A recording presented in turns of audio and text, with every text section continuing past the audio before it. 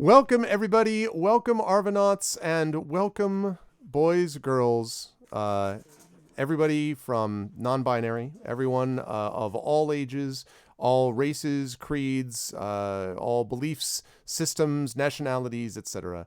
Welcome to what is, in my opinion, the greatest short story ever written. It's just my opinion. Nobody has to share my opinion if you don't want to. But this story here has been, in my view, is an almost flawless story. It does everything well. It does amazing character development, wonderful themes, beautiful writing, wonderfully sort of sensory descriptive writing, and it's just great.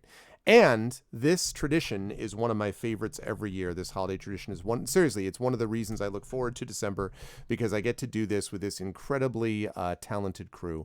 Welcome to A Christmas Carol with the amazing Arvocalists. And before I introduce them to you, I just want to remind everybody that I've already talked about this, so I won't spend too long about it, but I wanted to remind everybody, welcome, and I wanted to remind everyone about ways to support the stream. Following the channel is great. Checking out the YouTube with !ArvTube. Please sub to me over there, because subscribing to the YouTube channel is, I'm trying to get up to 1,000 subscribers over on YouTube. It's free, but it'll make a difference for me, so please consider doing that if you can.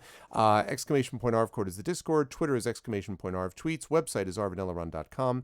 On the financial side, !Arv shop for merchandise, which also supports the channel. !Arv Treon, good for you and good for the channel. Sub button, which a number of people have already used. I see a bunch of those custom sub badges and Twitch emotes in chat already, which I'm very grateful for.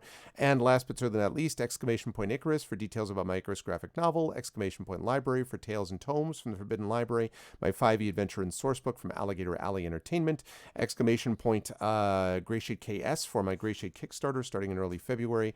And BLM, Black Lives Matter, continues to be important to affirm and assert the significance and importance of protecting Black lives. Please do that by clicking on that link to find out where you can find out more and where you can go to do more. And !Help Now, which is our link to the World Health Organization's suicide prevention page. Very important, especially what has been a very difficult year and what can be a difficult season even in the best of years, which is the holiday season for some people. So this is a place where you can find out more details about that as well.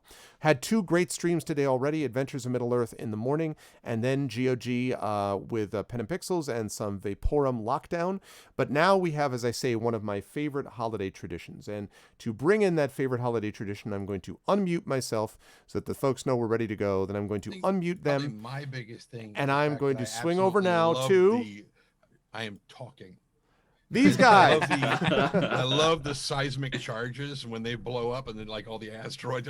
I love that sound. I've heard you like seismic charges. Oh, I love it. What? Wow. What do you want? I don't even. Listen. I'm here to introduce the best voice team on Twitch. Everybody. Merry Christmas, Happy Hanukkah, Happy Kwanzaa, Happy Festivus, etc., etc., etc. Sixth night of Chanukah. That's right. Here. I am very happy to have everybody here. And I want to welcome everybody here, and I want to say that to Russ, I hope that Russ is having a good time in Hawaii, which is where I think Russ is right now, which is why he can't be with us here. Sixth night of Chanukah, everybody. Make sure you light those candles up. That's right. And then this is going to go away because we're going to put the Christmas one back.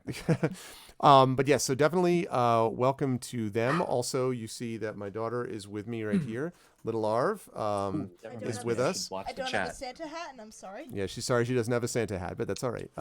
Couldn't find mine either. I have, but standing in is not just Little R, but standing in with the usual crew for Russ is a very familiar figure. We will introduce him last, but many of you may have seen him on such shows as D&D with Infinity and Beyond Curse of Strahd, or Adventures in Middle-earth, Erebor Adventures.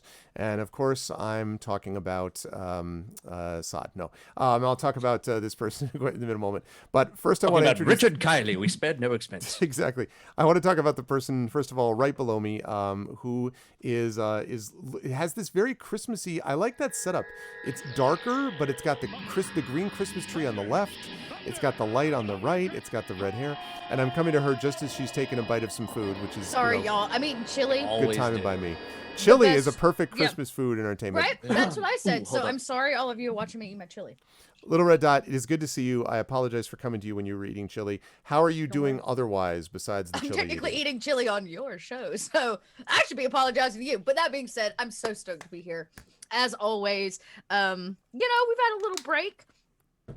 Some things have ended. and this is my first time getting to do this show because I couldn't do it last year. That's remember? right. So I'm pretty excited. I have my parts written down on my hand, everybody, Yeah, exactly. so I don't forget. Because I've read them out loud. And here's a little neon holiday spirit for all of you: a lava lamp and my neon Christmas tree, which I feel like completely describes my personality. That's right. And Izzy's loves your hair, so we've got that going on. Yeah, Also yeah. very- I don't have my green streak out today. Sorry, y'all. But I was you know, gonna say I am in my chunky sweater.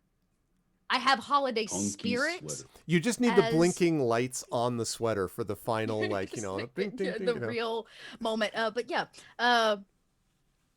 I'm here. I have parts, and I'm supposed to be reading this script. That's what I'm told. It's going to be great. Thank you, Dot. It's always a pleasure, and I'm looking forward to this as well. Okay. And moving on right down the line, coming to us live from Iceland, where Rob is again escaped, is this No, winter wonderland. This is New York before the nor'easter. Yeah, exactly. Oh my God, I know. We're actually back here at my place because we came down here to sort of basically do streaming, and also my daughter had a math tutor thing and some other stuff. And then we're going back up to the place that we've been while our house was getting this showing, and we're going to be getting up there, basically running away from the leading edge of the nor'easter because we're going up Yeah. tomorrow before it arrives. But the good news, which I announced actually before here, but in case people missed it, is that we have gotten an offer on our house that we really like. So we've Oh, gotten wow. the offer that we wanted. So that's very exciting. Yay. So now we just have to finish up with the purchasing of the house on the other end of this. And then have it all closed. But we're very excited about that. So that was good news. And moving is a pain in the ass, especially during a pandemic. But this is going to be, I think, You a really guys, good I, move I for us. actually So, did. I didn't even know you were moving or selling your house at all. Somehow Yeah. I missed all of this information because I am I doing keep track both. of everything you're doing in your life. yeah, we but- are we are moving. Why didn't you tell us? We are moving because you didn't. It was on a Please need tell to know me, basis. Please, No. please, for the love of God, tell me that you are moving out of New York Yes. because you spent all this time up in the Bronx, and I will have missed actually seeing you in person. Yes, Please that's tell me. basically. Well, no, you don't understand. I actually thought that the best way to actually meet you in person was to leave, and that way this will somehow be more likely Son to happen. of a biscuit. Where Because are I've you actually going? met a guy who lives in California before I met you. It's law. I am going. Well, we don't know yet, except we have a couple of. We've narrowed it down to a couple of places. Our hope is that there is this place, a couple of places that I can't talk about in great detail yet in Of southern course. Connecticut. I've been wanting. I've been jonesing to talk about this place because oh my God, it's amazing. But I don't want to do that because that'll jinx it. So I can't do that. But these places are basically in southern Connecticut, and the basic reason is just we need a little more space. My son, Yeah. Mini Arv, is 4.5, and like he needs his own room. Like he's just very active, and I have a good friend who just moved to Connecticut. My father's actually from Connecticut. I got nothing but nice things to say about My- Connecticut. actually, had I was the from best Connecticut, lobster too. roll I've Every ever had in my boyfriend I life dated in Connecticut. college was from Connecticut. was from Connecticut. Wow, I have I'm nothing from nice to say Connecticut. about it, or Um, nothing bad. So You're just sounds neutral like about the whole thing. Yeah, I just don't know anything about Connecticut. No, Connecticut Everything is. about Connecticut is when the trees change colors. It's the most beautiful Yeah. when the Mm. trees change. And Connecticut has these their towns are really interesting. They have these little lots of mom and pop type shops, and Right. some of the best food I've ever had was in Connecticut. Like the best breakfast sandwich I have ever had is from Connecticut. Is from Connecticut. When my family and I when we went to Cape Cod back in August again, we were very careful about social distancing and everything. And we actually stopped in the naval base is there. Why can't I remember what the name of the town in Connecticut New is? London. New London. Yes, we were in New London, Connecticut, and there was a lobster roll place there, which I kid you not, I've had a lot of lobster rolls in my life because I absolutely love them to death. One of the best lobster rolls I have ever had. Full stop. Oh. My God, The best cigar I would take wrappers I would come take from- I would take an Amtrak train, hate them, just to New London, just to Just get one for of that. those lobster rolls again. 'cause it Yeah, was Yeah, so Connecticut freaking good. wrapper. They have great cigar shops, and a Connecticut wrapper is my favorite cigar wrapper. So cheers. I did not think of Yo. that. I grew up. Let's I mean, go. I was born in New York, but and lived a couple years in New Jersey. But most of my life lived in Connecticut and went to the University of Connecticut as my alma mater and whatever. And the thing I always liked about Connecticut, I was in northwestern Connecticut, but what I always liked about it was it always felt like New England without the without being arrogant about it. Like basically Massachusetts, yells at Maine and New Hampshire and Vermont. Connecticut's like, yeah, we're hanging out, whatever. Like Yeah, New they're- York yeah. wants to do its thing down in the tri-state area. That's cool. Like It's got they're a great part of the vibe. tri-state It's area. very chill. Yeah. Really beautiful. Lots of history. Good And if you sensible have to state get- and the if you have to get back Constitution to New state, York, by it's- the way. Let me just And if say. you have to get back to New York, it's not super hard. That's exactly right, and I had to be within range of being able to get to St. John's, but we're excited about it. Oh my God, I cannot wait to talk about this place. I really hope it happens. But the first step was being able to sell it, and actually, we put this house, which is in the Bronx in Riverdale, on the market on Friday, and we had 25 showings in 3 days and 10 Wow. offers on the table within by Sunday. It was That's amazing. nuts. And the real estate guy was like, I told you. He's like, I didn't think there would be a problem. So that's great. The people that looks like are going to buy it, and this I am allowed to say, is a neurologist and his family. He works at a stroke clinic. So, I was like, dude, like if how badass is that? I'm like, that's great. He's like, we have people who live in the neighborhood, and we love this house, and our kids go to school nearby, and blah blah blah blah blah blah. I'm like, sounds like a plan, man.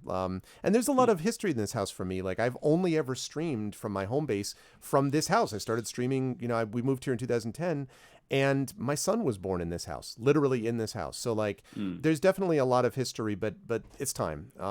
It's time to move to. Oh my God. I need the Christmas tree, and this is the sugar plum fairy costume. It's the sugar plum. All right. Well, yeah. Let's see. Go ahead and move close to the camera so you can see. This suits me. That's the sugar plum. I agree. Costume. It certainly does. Nice. So It anyway, it's certainly good does. stuff. Okay, sorry Yeah, for that's raving. great. No, for we asked. raving that's about really that, but it's great. awesome. I'm very excited. But yeah. So anyway, cross your fingers that we get this other place because oh man, so exciting. good luck. Regardless, moving right We along. are At your house. officially the stream that has set the record for most times saying Connecticut in one stream. Yeah, that's right. Connecticut. I will be thoroughly disappointed if you don't have a true streamer hub Oh studio. yeah. Oh. in You better. your You new better place. get a. Your computer and the rest of your space should have matching Yeah. lighting. If Otherwise, you're moving for extra space, we better see that. Oh yeah. No, That makes no, it for work. real. Like, yeah, there's 100%. And also, the funny thing is, originally I wanted to make it more soundproofing because her room is right over there, and I wanted to make it. And then she's now like, well, but I'm kind of used to hearing you, Dad, so I kind of prefer. So we're trying to figure out how she can kind of hear me, but not totally, and all that stuff. So it's So- it's very I sweet. hear you. I'm worried. She's worried if she doesn't hear me, which is like, So let me get this straight. Your lullabies now to your daughter are what the flip? And, Throw this. just making sure. And I should have that. And then Yeah. it's like you should. And then you laughing like crazy, clapping your hands. Yes, And I you do don't that have- You on have no occasion. idea why. That's funny. oh my goodness. All right. So, but anyway, Rob, I'm sorry. We were in the middle of introducing you. oh and God, we're how are doing you? introductions still. What's Jesus. that? What that Okay. was? 12-hour God. cast. No, Oh, we'll move now? quickly. Okay, now. Yes, now. Hello, everybody. How are you doing? GC Darkside Rob here. I am a pile of mush these days. I actually not I real. used to be a variety caster on Twitch TV, but I have since taken a bit of a break for personal reasons. I am still a professional video editor, musician, and voice actor, maker of silly noises out of this mouth hole here. Yeah, you can catch my shtick on, well, not right now on Twitch TV, but also I have videos that I am making on YouTube, which my YouTube link is on my Twitch page. Don't follow me on Twitter because Twitter sucks. Don't follow me on Facebook because Facebook sucks. I literally am just like gonna delete both of those profiles at some point just for my mental health. And I know that I'm sounding like a bit of a downer, but I've had a rough week, so I'm actually really looking forward to playing a guy who hates the holidays, is mad about everything, And then learns to love curmudgeonly, them. miserly, annoyingly assholic in all the ways that you could possibly imagine, but comes around to be a pretty good guy by the end. We I are think right that's there really with all you. I've got to say. So don't know who's next because I can't look at the It's Zach. Next up is the amazing and awesome Mr. Zach Clay, who I think has got I can't quite see. No, for a minute I looked and I thought I thought there was like Emulate. Ivy and like that you would put on the keyboard, but Thanks no, for the love I just, chat. I'm just I looking at Well, it. no, there It's is not- Ivy There on the is. keyboard. Is there Ivy on the keyboard? Yeah. Yeah, Oh, it's I don't on- know how to it's get also out of the on way. his Oh, it's on his chair. Okay, good. Yeah. I see it. Yeah, Yes, lovely, it's awesome. on I the- am not going it's very- blind. it's very That is good small. to hear. Very awesome. So I love it. How you doing, Zach? How's the holiday season for you thus far? It's going. You know, it's a 2020 December. What are you gonna do? You know, the year that will live in infamy. No, I'm doing good. A Rudenel came in the other day I did a test stream and toppled this Tower of Dread thing that I do on my channel. I had The to Tower of reset Dread that. Oh yeah. is returned. So yeah, it has returned. Made some fun music and just have been chilling. Played a little bit of Cyberpunk recently, and currently am one of the things that Sen would know is I'm running D&D for some of my old middle school and high school students, which has been very fun. I am staying alive. And for little Arv is one of those participants. Yeah, exactly. So yeah, it's been a lot of fun. Just waiting for things to keep going, keep rolling, for time to progress. In much the same boat as Rob, and looking forward to hearing this story iterated perhaps differently this time. We'll see what direction we take the characters. But yeah, I'm doing good and ready to stretch these vocal cords and get them going. Awesome. I am very excited for it. Always a pleasure, Zach. And last but certainly not least, it's my pleasure to welcome someone who should be familiar to everyone, who's shown up many times on this channel, and that's John Helfers. No, I'm just kidding. I'm actually talking, of course, about Trendane Sparks, who was with us for Adventures of Middle-earth and was a previous regular on the Arvocalists, but has stepped back from that, but has graciously consented to guest star as we once again do A Christmas Carol. So thank you, Tren, for sacrificing on all of our behalfs. And how are you doing in the last 6 hours since I saw you last, or whatever? I slept for a portion of it. That's good. Because I really needed to. The rest of it was a desperate, frantic attempt to decide on something to eat for dinner, and then to go get it and get back here before the setup call. Yeah. And so I initially decided I wanted KFC. And then when I was talking to my housemate about it, I said, well, that's right, he doesn't really like KFC at all because he hates fried chicken. So, okay, well, I haven't done Taco Bell in a while, so we'll do that. And I mentioned it to him, and he's like, I'm really not feeling, Taco Bell. Actually, I kind of want KFC. And I'm like, who are you? And what have you done with Will? I don't understand. What's going on? Who is this person? And so we went to KFC. We're on our way to go to the KFC that I know about. And as we're reaching the end of our street, he's like, oh, there's a closer one. And I'm like, what? And he's like, there's one that's closer. It's over on Maori. I'm like, do you have directions? He's like, yeah, it's on Maori. I'm like, that doesn't help me. I'm like, it's okay. We'll go this way, because driving up 880 at this time of day on a Monday would be a nightmare. So we just took surface streets. And these idiots did not give me my chicken pot pie. They gave me my gigantic bucket of tenders and my mashed potatoes to dip them in, like some kind of bizarre thing. And then my big bucket of How mac and dare cheese, they? which I really no shouldn't Popeye. eat mac and cheese, because that's what gave me pancreatitis. And I had to go. But Yeah, no sometimes more of that, you please. just- Let's stop it- with the but pancreatitis. it You'll also was be happy to so- know that no chickens were harmed in the making of your food. Apparently. So yeah, they left out my chicken pot pie. I didn't get it. And so I just had Wow. to eat chicken tenders and mashed potatoes for a dipping sauce. So sad. Oh. I have That learned was the so many adventure things today. about you. There really is no Christmas miracle anymore. Well, I'm an atheist, so of course. Speak for yourself. But it is great to have the crew with us for this amazing holiday experience. And I do want to say very quickly, just before I get started, that the one thing about the story, I was thinking about this in particular in 2020, which has been, a year. But in one of the worst years that anyone can remember, sort of for the world as a whole.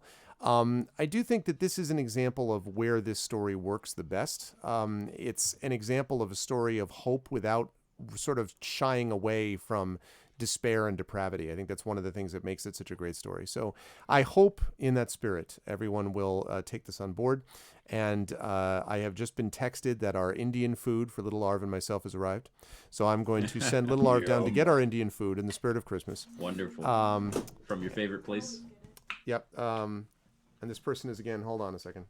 I'm going to talk to them and explain.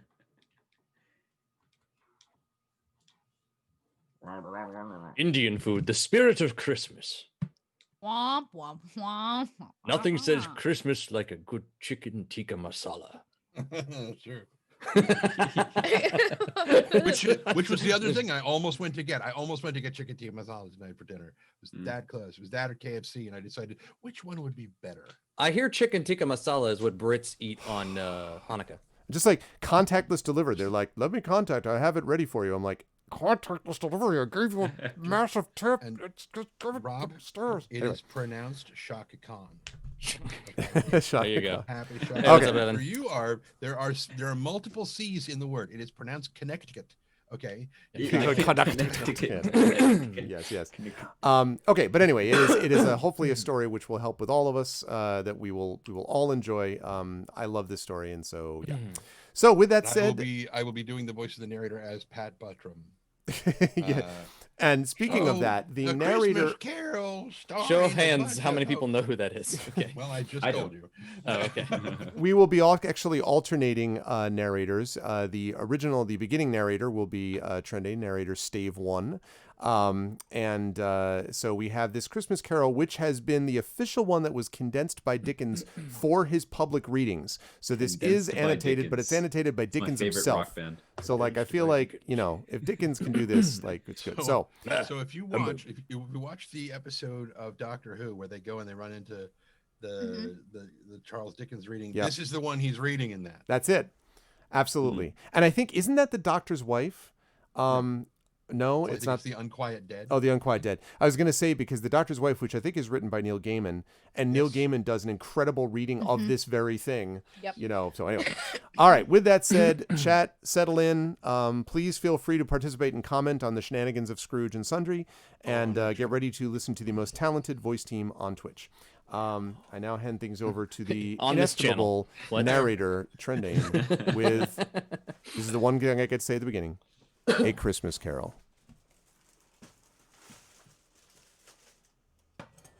Christmas Carol by Charles Dickens. Stave 1. Marley is dead. Marley was dead to begin with. There is no doubt whatever about that. The register of his burial signed by the clergyman, the clerk, the undertaker, and the chief mourner. Scrooge signed it, and Scrooge's name was upon the chain for anything he chose to put his hand to. His name was good. Old Marley was as dead as a doornail. Scrooge, I almost reached down to start trying to pan the thing up, but I don't control it. Didn't mean to break, just okay. Scrooge knew he was dead? Of course he did. How could it be otherwise? Scrooge and he were partners for I don't know how many years. Scrooge was his sole executor, his sole administrator, his sole whatever, his sole residual legatee, his sole friend, his sole mourner. Scrooge never painted out old Marley's name, however. There it yet stood, years afterward, above the warehouse door. Scrooge and Marley. The firm was known as Scrooge and Marley. Sometimes people new to the business called Scrooge, but sometimes Marley. He answered to both names. It was all the same to him. Oh, but he was a tight-fisted hand at the grindstone, was Scrooge. A squeezing, wrenching, grasping, scraping, clutching, covetous old sinner. External heat and cold had little influence on him. No warmth could warm, no cold could chill. No wind that blew was bitterer than he. No falling snow was more intent upon its purpose. No pelting rain less open to entreaty. Foul weather didn't know where to have him. The heaviest rain and snow and hail and sleet could boast of no advantage could boast of the advantage over him in only one respect, that they often came down handsomely, as Scrooge never did. Nobody ever stopped him on the street to say with gladsome looks, "My dear Scrooge, how are you? When will you come to see me?" No beggars implored him to bestow a trifle. No children asked him what it was o'clock. No man or woman ever once in all his life inquired the way to such and such a place of Scrooge. Even the blind men's dogs appeared to know him. And when they saw him coming on, Mr. Comma, would tug their owners into doorways and up courts, and then would wag their tails as though they said, no eye at all is better than an evil eye, Dark Master. But what did Scrooge care? It was the very thing he liked, to edge his way along the crowded paths of life, warning all human sympathy to keep its distance, was what the knowing ones called nuts to Scrooge. Once upon a time, of all the good days in the year, upon a Christmas Eve, old Scrooge sat busy in his counting house. It was cold, bleak, biting, foggy weather, and the city clocks had only just gone 3. But it was quite dark already. The door of Scrooge's counting house was open, that he might keep his eye upon his clerk, who, in a dismal little cell beyond, a sort of tank, was copying letters. Scrooge had a very small fire, but the clerk's fire was so very much smaller that it looked like one coal. But he couldn't replenish it, for Scrooge kept the coal box in his own room. And so assuredly as the clerk came with the shovel, the master predicted that it would be necessary for them to part. Whether the clerk put on his white comforter and tried to warm himself at the candle, in which effort, not being a man of strong imagination, he failed. I can't scroll the thing. Stop reaching for the mouse.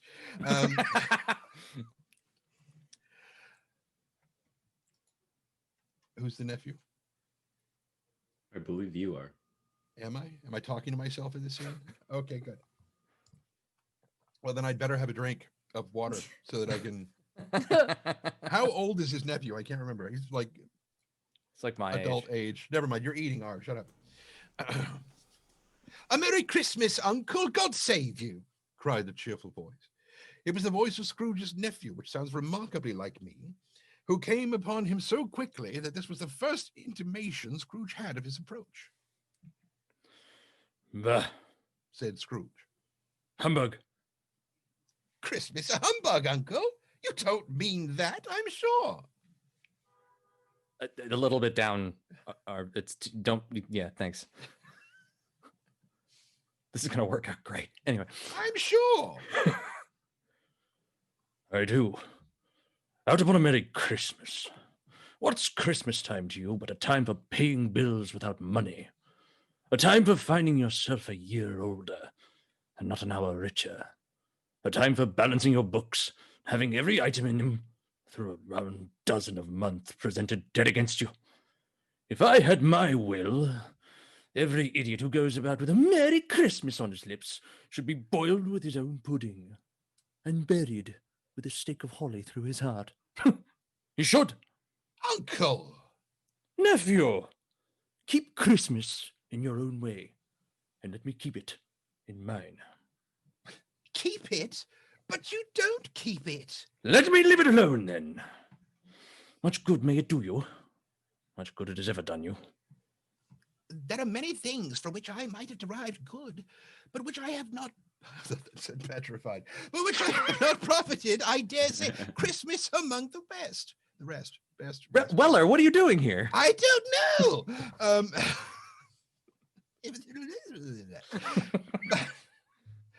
But I am sure I always thought of Christmas time, when it has come around, apart from the veneration due to its sacred origin, if anything belonged to it, came apart from me, the thing with the words are completely scrambling before my eyes.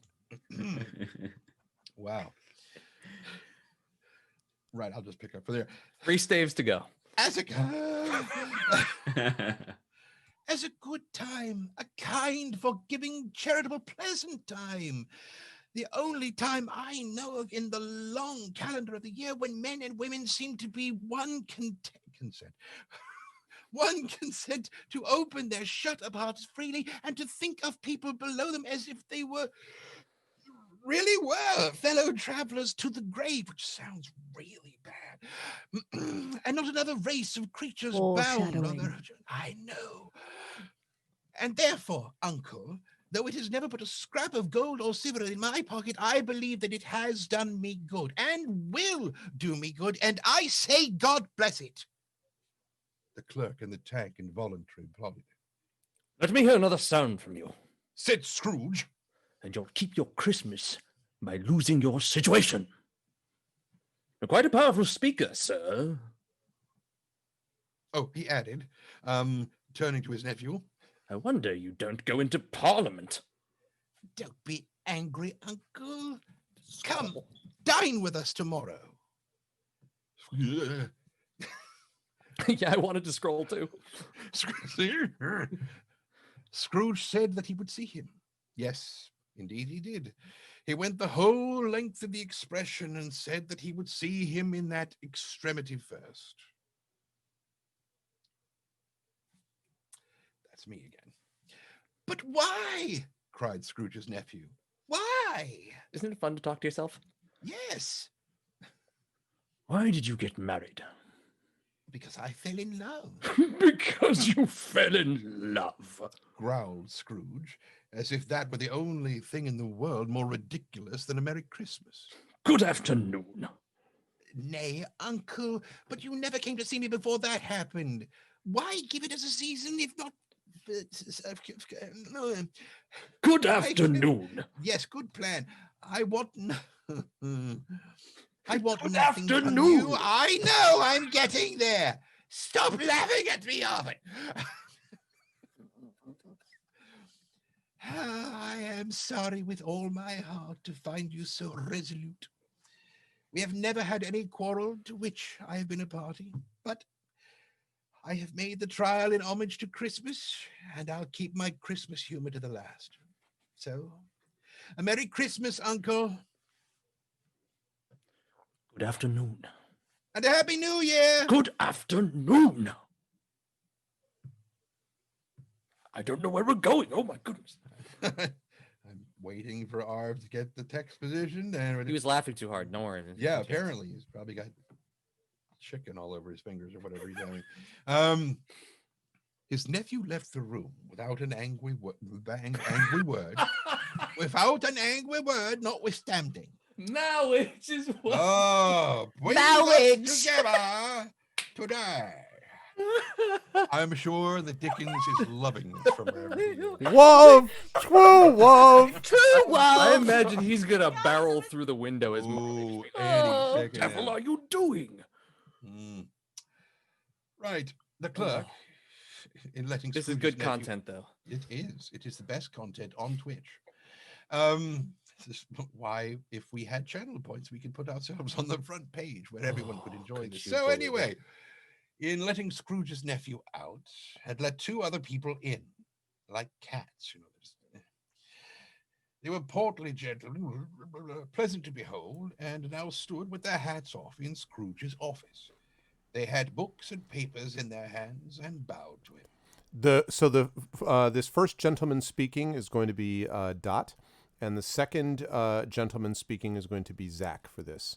So it begins with that Scrooge and You Marley's. always forget these two guys, Yeah. Scrooge and Marley's, I believe. said one of the gentlemen, referring to his list. Have I the pleasure of addressing Mr. Scrooge or Mr. Marley? Mr. Marley has been dead these 7 years. He died 7 years ago this very night.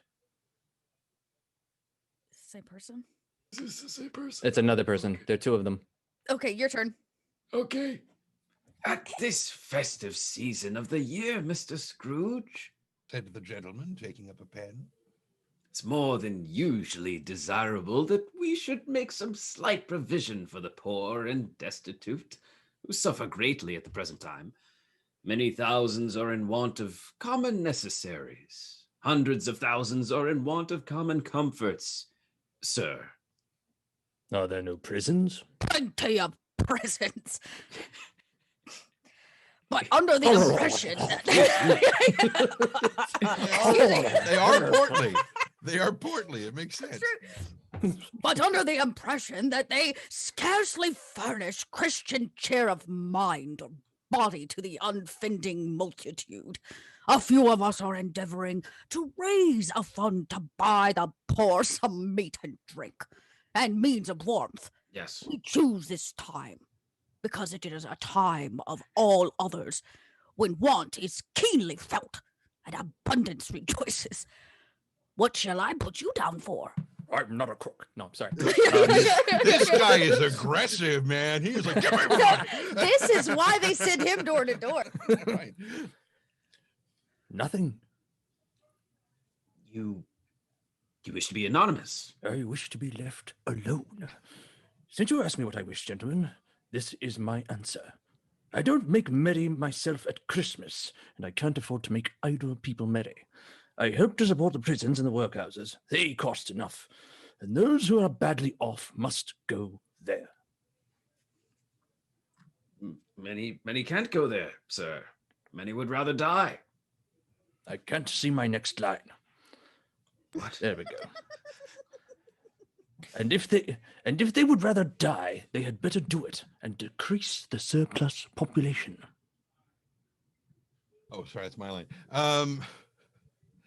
At length, the hour of shutting up the counting house. Shut up! Shut up the counting house! Shut up! Oh, yeah. Will you excuse me for just a judge. second? Sorry.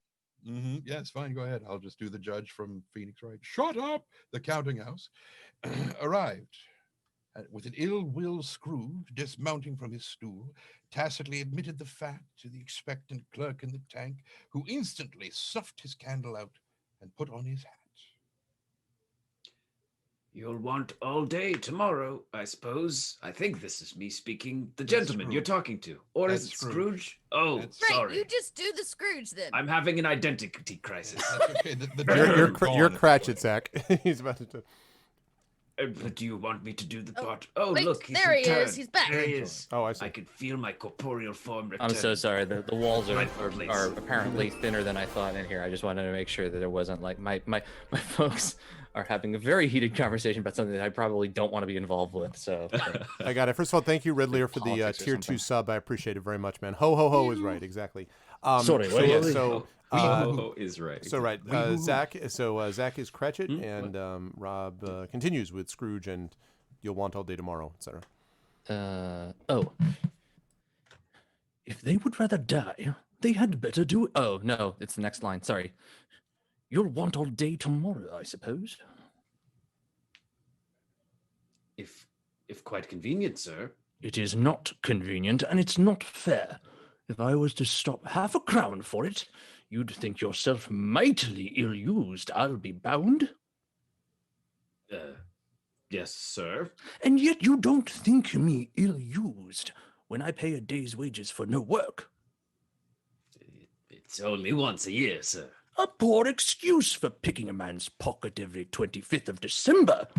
But I suppose you must have the whole day.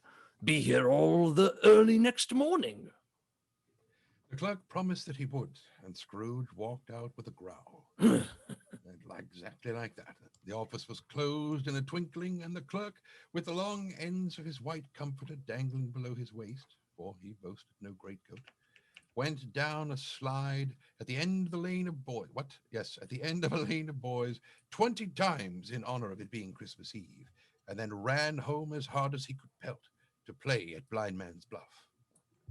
Scrooge took his melancholy dinner in his usual melancholy tavern, and having read all the newspapers and beguiled the rest of the evening with his banker's book, went home to bed. He lived in chambers which had once belonged to his deceased partner. Creepy. They were a gloomy suite of rooms in a lowering pile of buildings up a yard. The building was old enough now and dreary enough, for nobody lived in it but Scrooge, the other rooms being all let out as offices.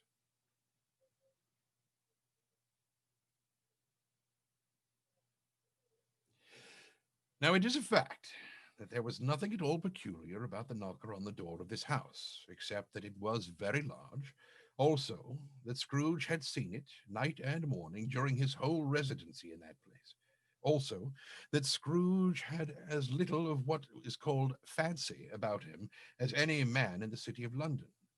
And yet Scrooge, having his key in the lock of the door, saw in the knocker, without its undergoing any intermediate process of change, not a knocker, but Marley's face. Thank you, Doctor Who.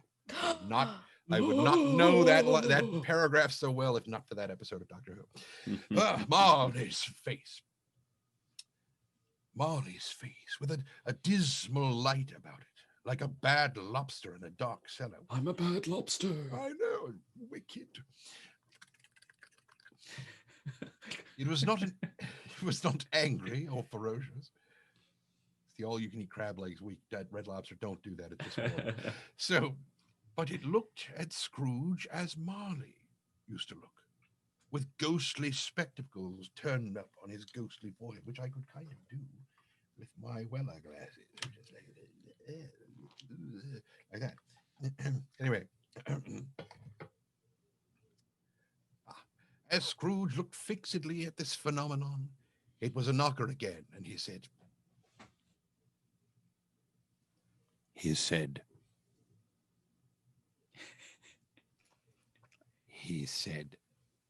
Pooh, pooh. thank you, and closed the door with a bang. The sound resounded through the house like thunder. Every room above and every cask in the wine merchant's cellars below appeared to have a separate peal of echoes of its own. Scrooge was not a man to be frightened by echoes. He fastened the door and walked across the hall and up the stairs, slowly, too, trimming his candle as he went. Up Scrooge went, not caring a button for it being dark. Darkness was cheap, and Scrooge liked it. But before he shut his heavy door, he walked through his rooms to see that all was right. He had just enough recollection of the face to desire to do that. Sitting room, bedroom, lumber room, all as they should be. Nobody under the table, nobody under the sofa. A small fire in the grate, spoon and basin ready, and a little saucepan of gruel. Scrooge had a coal in his head, upon the hob. Nobody under the bed, nobody in the closet, nobody in his dressing gown, which was hanging in a suspicious attitude against the wall. Lumber room was as usual, as I've already covered. Old fire guard, old shoes, 2 fish baskets, washing stand didn't have, but it was on 3 legs, and a poker. Quite satisfied, he closed his door and locked himself in. Double locked himself in, which was not his custom. Thus secured against surprise, he took off his cravat, put on his dressing gown and slippers and his nightcap, and sat down before the very low fire to take his gruel. As he threw his head back in the chair, like a Weller Balsam commercial, his glance happened to rest upon a bell, a disused bell that hung in the room and communicated, for some purpose now forgotten, with a chamber in the highest story of the building. It was with great astonishment and with a strange, inexplicable dread that, as he looked, he saw this bell begin to swing. Soon it rang out loudly, and so did every bell in the house. And we scroll. We're walking, we're walking, we're walking, we're reading. This was those are very cheap bells. Yes, very Scrooge. We spared every expense. Apparently. This was succeeded by a clanking noise. It probably wasn't that. Deep down below. As it, someone was trying to file their Unintentional way out of ASMR. one of those wine gowns. Yes. Velociraptor was filing his nail. Right. So anyway, where was I? Right, deep down below, as if some person were dragging a heavy chain over the casks in the wine merchant's cellar. That's not coming through yet. There you go. Okay, Yeah, thank yeah. you. Thank you. Like a good old-fashioned radio show. I know. With Nothing like less good Foley, y'all. Mm-hmm. Then he heard the noise much louder on the floors below, then coming up the stairs. then coming straight towards his door. It came on through the heavy door, and a spectre passed into the room before his eyes, and upon its coming in, the dying flame leaped up as though it cried, "I know him!" No, wait, no. Is it the flame that's crying It's the here? flame. Okay, then I will do a thing here with words and talking. As though it cried, "I know him, Marley's ghost." The same face, the very same. Marley in his pigtail, usual waistcoat, tights, and boots. His body was transparent, so that Scrooge, observing him and looked through his waistcoat, could see the 2 buttons on his coat behind. Scrooge had often heard it said that Marley had no bowels, but he had never believed it until now.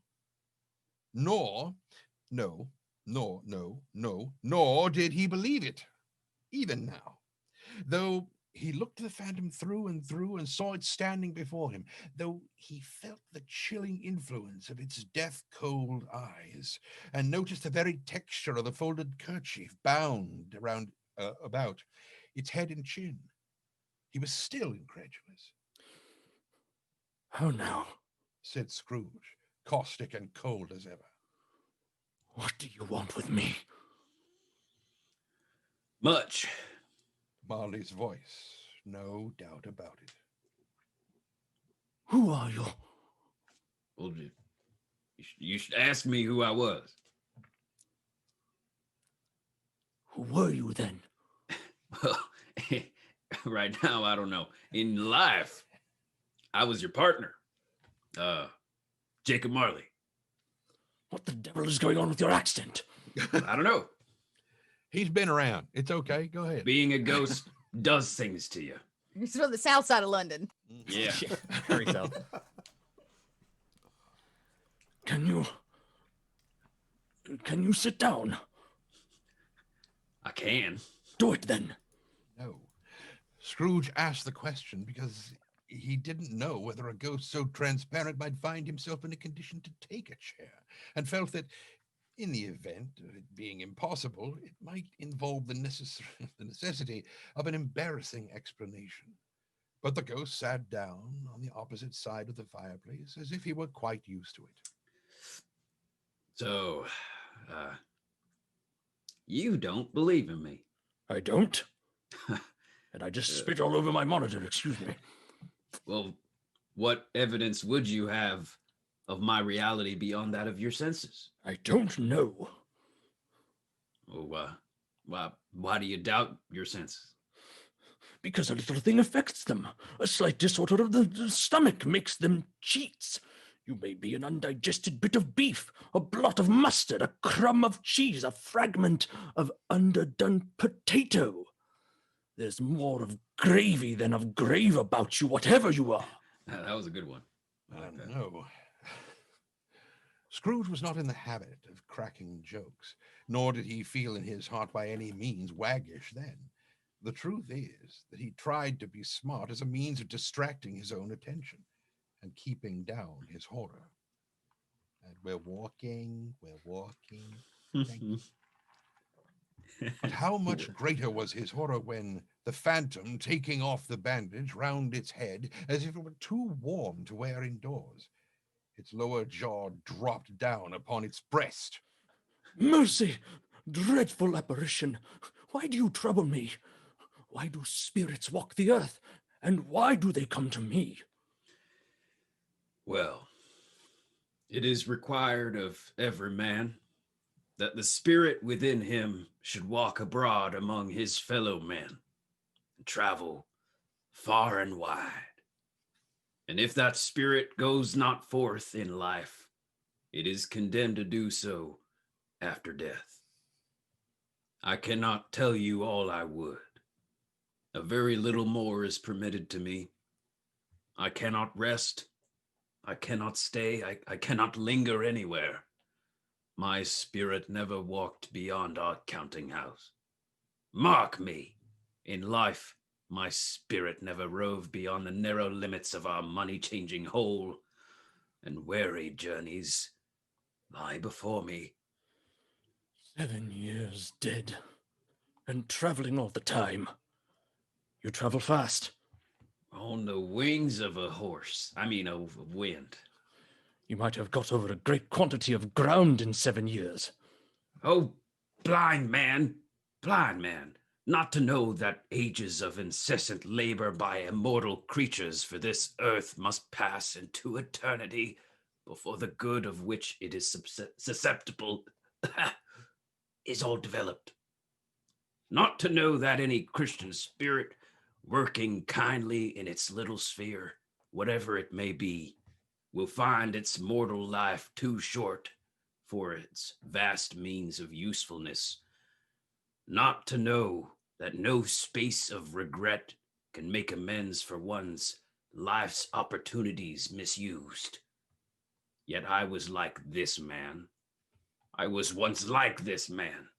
But you were always a good man of business, Jacob. Faltered Scrooge, who now began to apply this to himself. Business? Cried the ghost, wringing its hands again. Mankind was my business. Common welfare was my business. Charity, mercy, forbearance, benevolence were all my business. The dealings of my trade were but a drop of water in the comprehensive ocean of my business. What in the bloody hell is an ocean? A ghost does things to you. Right, yeah. I imagine it does. Scrooge was very much dismayed to hear the spectre going on at this rate, and began to quake exceedingly. Hear me. My fries are almost gone. I will, but don't be hard upon me. Don't be. Oh, that's Scrooge line. I will, but don't be hard upon me. Don't be flowery, Jacob. Pray. I'm Right here here, right tonight. now. Yes, Eulogies, go. I don't know. Whatever. I am here tonight to warn you that you have yet a chance and hope of escaping my fate. A chance and hope of my procuring Ebenezer. You were always a good friend to me. Thank you. You will be haunted by 3 spirits. I take it back. No, wait a minute. Is that the chance and hope you mentioned, Jacob? I think I'd rather not. Without their visits, you cannot hope to shun the path I tread. Expect the first tomorrow night when the bell tolls 1. Expect the second on the next night at the same hour. The third upon the next night when the last stroke of 12 has ceased to vibrate. Look to see me no more, and look that for your own sake, you remember what has passed between us. It walked backward from him, somehow without standing up. And at every step it took, the window raised itself a little so that when the apparition reached it, it was wide open. Scrooge closed the window and examined the door by which the ghost had entered. It was double locked, as he had locked it with his own hand. And the bolts were undisturbed. He's calling from inside the house. Well, he was, really. Anyway, Scrooge tried to say, yes, but stopped at the first syllable. Thank you. And it really threw me off, even though coming out.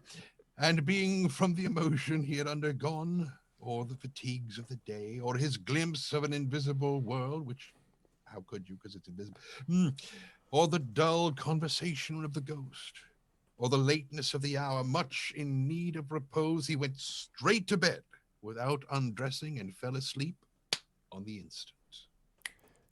You're listening to A Christmas Carol by the amazing Arvocalists, Trending Sparks, GC Darkside Rob, Little Red Dot, and Zach Clay, also known as Matthew McConaughey. This is the And BBC now, radio. moving into... Right, all right. Moving, That's what I was waiting right, all right, all right. I wish you had done that. Oh, my God. And now, moving into... As you go out, you go. Some people call it a chain. I call it a Marley. And so now we move on to Stave 2, taking over as the narrator in The First of the Three Spirits is Little Red Dot. Stave 2, the first of three spirits. When Scrooge awoke, it was so dark that, looking out of bed, he could scarcely distinguish the transparent window from the opaque walls of his chamber, until suddenly the church clock tolled a deep, dull, hollow, melancholy 1. You gonna do it, Arv? Nope, great, cool. Oh, am I peeking? I might be too close. Here, I'm gonna back off because we're doing voiceover. Oh no, he's doing I can take my mic down a little bit. There we go. Light flashed up in the room upon the instant, and the curtains of his bed were drawn aside by a strange figure, like a child. Yet not so like a child as like an old man, viewed through some supernatural medium which gave him the appearance of having receded from view, and being diminished to a child's proportions. Its hair, which hung about its neck and down its back, was white as if with age, and yet the face had not a wrinkle on it, and the tenderest bloom was on the skin. It held a branch of fresh green holly in its hand, and, in singular contradiction of that wintry emblem, had its dress trimmed with summer flowers. But the strangest thing about it was that from the crown of its head, where sprung a bright, clear jet of light, by which all this was visible, and which was doubtless the occasion of its using, in its duller moments, a great extinguisher for a cap, which it now held under its arm. Are you the spirit, sir, whose coming was foretold to me? You know, I'm sure I was supposed to write down who I'm playing in this whole thing. And I can't remember if that's supposed to be me. No, the Ghost of Christmas Past is being played by Dot. Oh, you're right. I'm sorry. It's I thought I was the I middle. thought it was your Are hand. you the It's like- spirit? It is on my hand. I just don't know the order of ghost. Are you the Past, spirit? present, and future for the Lord. Okay. Are you the spirit? Let's get that cue line again, shall we? Are you the spirit, sir, whose coming was foretold to me? I am. Who? Agatha? And Sorry. I gotta do it. I gotta keep the tradition know, going here. I We've already know. had Weller. I know. son of a... Who and what are you? I am the ghost of Christmas past. Long past. No, your past. The things that you will see with me are shadows of the things that have been. They will have no consciousness of us. Scrooge then made bold to inquire what business brought him there. And this is actually the Ghost of Christmas This is Past. the Ghost. Oh, is it? Yeah. Man, I can't read this without Well- script knowledge of who's been what. Uh-huh. You're Your right. welfare. Rise and walk with me. It would have been in vain for Scrooge to plead that the weather and the hour were not adapt to pedestrian purpose, that bed was warm, and the thermometer a long way below freezing, that he was clad but lightly in his slippers, dressing gown, and a nightcap, and that he had a cold upon him at the time. The grasp, though gentle as a woman's hand, was not to be resisted. He rose, but finding that the spirit made towards the window, clasped its robe in supplication. I am mortal and liable to fall. Bear but a touch of my hand there, said the spirit, laying it upon his heart, and you shall be upheld in more than this. As the words were spoken, they passed through the wall and stood in the busy thoroughfares of a city. It was made plain enough by the dressing of the shops that here, too, it was Christmas time. The ghost stopped at a certain warehouse door and asked Scrooge if he knew it. Know it? I was apprenticed here. They went in. At sight of the old gentleman in a Welsh wig, sitting behind such a high desk that, if he had been 2 inches taller, He must have knocked his head against the ceiling. Scrooge cried in great excitement. Why, it's old Fezziwig! Bless his heart, it's Fezziwig, alive again! Old Fezziwig laid down his pen and looked up at the clock, which pointed to the hour of 7. He rubbed his hands, adjusted his capacious waistcoat, laughed all over himself, from his shoes to his organ of benevolence, and called out in a comfortable, oily, rich, fat, jovial voice. Ho, ho, ho, ho, ho. Ho there, Ebenezer, Dick. A living and moving picture of Scrooge's former self, a young man, came briskly in, accompanied by his fellow prentice. Dick Wilkins, to be sure!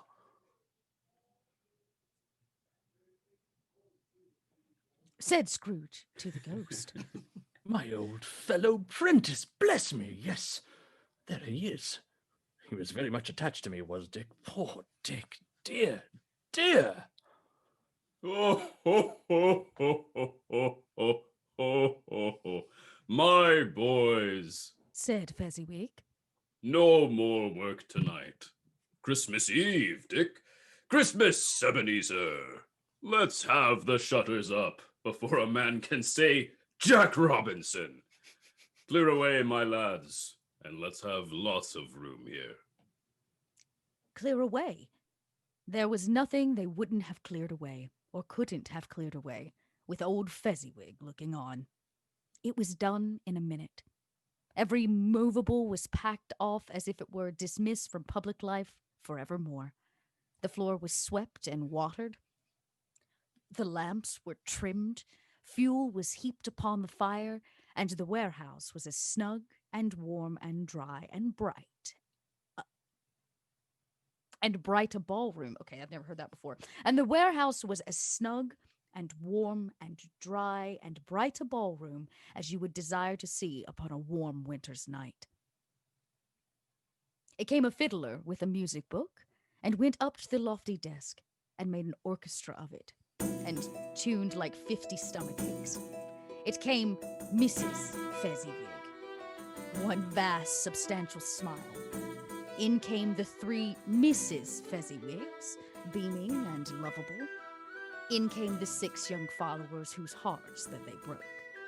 And in came all the young men and women employed in the businesses. In came the housemaid with her cousin the baker. In came the cook with her brother's particular friend, the milkman. In they all came, one after another, some shyly, some boldly, some gracefully, some awkwardly, some pushing, some pulling. In they all came, anyhow and everyhow. Away they all went, 20 couple at once, hands half round and back again the other way, down the middle and up again, round and round in various stages of affectionate grouping. Old top couple always turning up in the wrong place, new top couples starting off again as soon as they got there, all top couples at last, and not a bottom one to help them. When this result was brought about, old Fezziwig, clapping his hands to stop the dance, cried out, Well done. and the fiddler plunged his hot face into a pot of porter especially provided for that purpose. There were more dances, and there were forfeits, and more dances, and there was cake, and there was negus, and there, I don't know what that is, and there was a great piece of cold roast, and there was a great piece of cold boiled, and there were minced pies, and plenty of beer.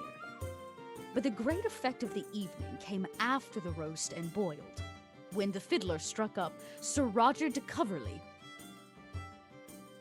Don't we all know that one? The old Fezziwig. Yeah. Yeah. I have it saved on Every- Spotify. yep. Yeah, it's in my top Song 10 of for the the year. Then old Fezziwig stood out to dance with Mrs. Fezziwig. Top couple, too, with a good stiff piece of work cut out for them. 3 or 4 and 20 pair of partners. People who were not to be trifled with. People who would dance and had no notion of walking. But if they had been twice as many, 4 times, Old Fezziwig would have been a match for them, and so would Miss Fezziwig. As to her, she was worthy to be his partner in every sense of the term. A positive light appeared to issue from Fezziwig's calves. I'm sorry. Hey, he's got the calves. He's What- got those what can lit you do? calves, y'all. I'm sorry. That one broke me. Those calves, though. That positive, not just any light, a Positive light appeared to issue. Well, pow! Top one day 10 somebody says You've that my been calves calved. are positive enough. Best DM narrations. I'm And then you see a guy sorry. who positive light appears to issue from his calves. You've been calved. Fezziwig, That- Fezziwig Roll is a initiative. paladin. That's exactly. his magical calves. Yeah, Who I'm they sorry. get I got, legendary actions. They do. I got real lost in these calves. Mhm. Oh, well, good news is they shone in every part of the dance. You couldn't have predicted at any given time what would become of them next. And when old Fezziwig and Mrs. Fezziwig had gone all through the dance, advance and retire, turn your partner, bow and curtsy, corkscrew thread and needle, and back again to your place, Fezziwig cut so deftly that he appeared to wink with his legs. As you do. It's those calf muscles. When the clock struck 11, this domestic ball broke up. Someone Mr. didn't skip leg day. Not Mr. Fezziwig. It's leg day every day. Mr. and Mrs. Fezziwig took their stations, one on either side of the door, and shaking hands with every person individually as he or she went out, wished him or her a Merry Christmas. When everybody had retired but the two prentices, they did the same to them, and thus the cheerful voices died away, and the lads were left to their beds, which were under a counter in the back shop. "A small matter," said the ghost, "to make these silly folks so full of gratitude. He has spent but a few pounds of your mortal money. 3 or 4, perhaps. Is that so much that he deserves this praise?" It isn't that. said Scrooge, heated by the remark and speaking unconsciously like his former, not his latter self. It isn't that, Spirit. He has the power to render us happy or unhappy, to make our service light or burdensome, a pleasure or a toil. Say that his power lies in words and looks, in things so slight and insignificant that it is impossible to add and count them up. What then? The happiness he gives is quite as great as if it cost a fortune. He felt the spirit's glance and stopped. What is the matter? Nothing particular? Something, I think. Nope, I think this goes the other way around. Oh, What's the matter? nothing particular. Something, I think. No, no. I should like to be able to say a word or two to my clerk just now. That's all. My time grows short, observed the spirit. Quick. This is not addressed to Scrooge or to anyone whom he could see, but it produced an immediate effect, for again he saw himself. He was older now, a man in the prime of his life. He was not alone, but sat by the side of a fair young girl in a black dress, in whose eyes there were tears. This is Little Arv. It matters little She said softly to Scrooge's former self. to you, very little. Another idol has displaced me, and if it can comfort you in time to come, I would have tried to. I have no just cause to grief.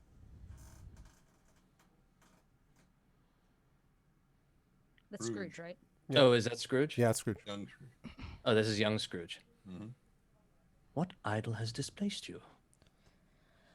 A golden one. You fear the world too much. I have seen your nobler aspirations fall off one by one, until the master passion, gain, engrosses you. Have I not? What then? Even if I have grown so much wiser, what then? I am not changed towards you. Have I ever sought release from our engagement? In words? No, never. In what then? In a changed nature. Nope. In an altered Nope. spirit. No, it's still her. Oh, I didn't know. Oh, There's I'm no sorry. quote. Still her. Yeah, It you missed did a have quote. It missed a quotation at quote, the top. but I'm yeah. sorry. Yeah. In a changed nature, in an altered spirit, in another atmosphere of life, another hope as its great end. If you were free today, tomorrow, yesterday, can I even believe that you would choose a dowerless girl? I don't know what that means. Or choosing her? Do I not know that your repentance and regret would surely follow? I do, and I release you with a full heart for the love of him you once were. Spirit, remove me from this place. I told you. Those were shadows of things that have been, said the ghost. That they are what they are. Do not blame me. Remove me! Scrooge exclaimed. I cannot bear it.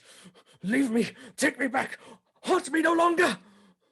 As he struggled with the spirit, he was conscious of being exhausted and overcome by an irresistible drowsiness, and further of being in his own bedroom. He had barely time to reel to bed before he sank into a heavy sleep. You said an irresistible drowiness. I immediately Yes, imagined that drowiness. Wow. Yeah. Yeah, I saw. Man, subconscious now. Ryubi? Both? Ryubi? Exactly. We're getting them all in. On we go I to cannot bear it. Leave me. Take me back. Haunt me no longer. to Stave 3, the second of the three spirits, as Zach takes over as narrator for Stave Could we take 3. like a quick 1 minute break or something between this? Sure. Or do you want to keep going? Well, I could stand to go pee. okay. Well, then Did we we will pee? take Yeah. a. We made it through 2 of 4, right? Yeah, we're halfway That's through already. halfway. Yeah. Yeah.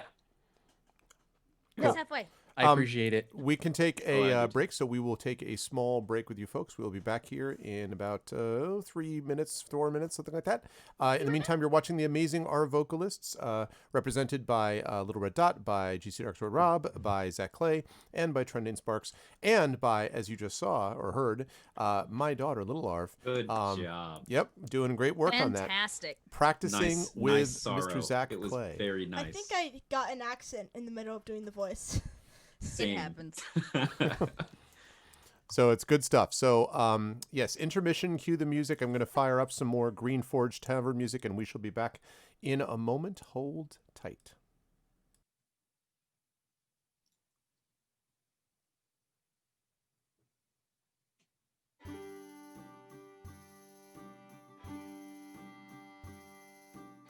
Can you hear us?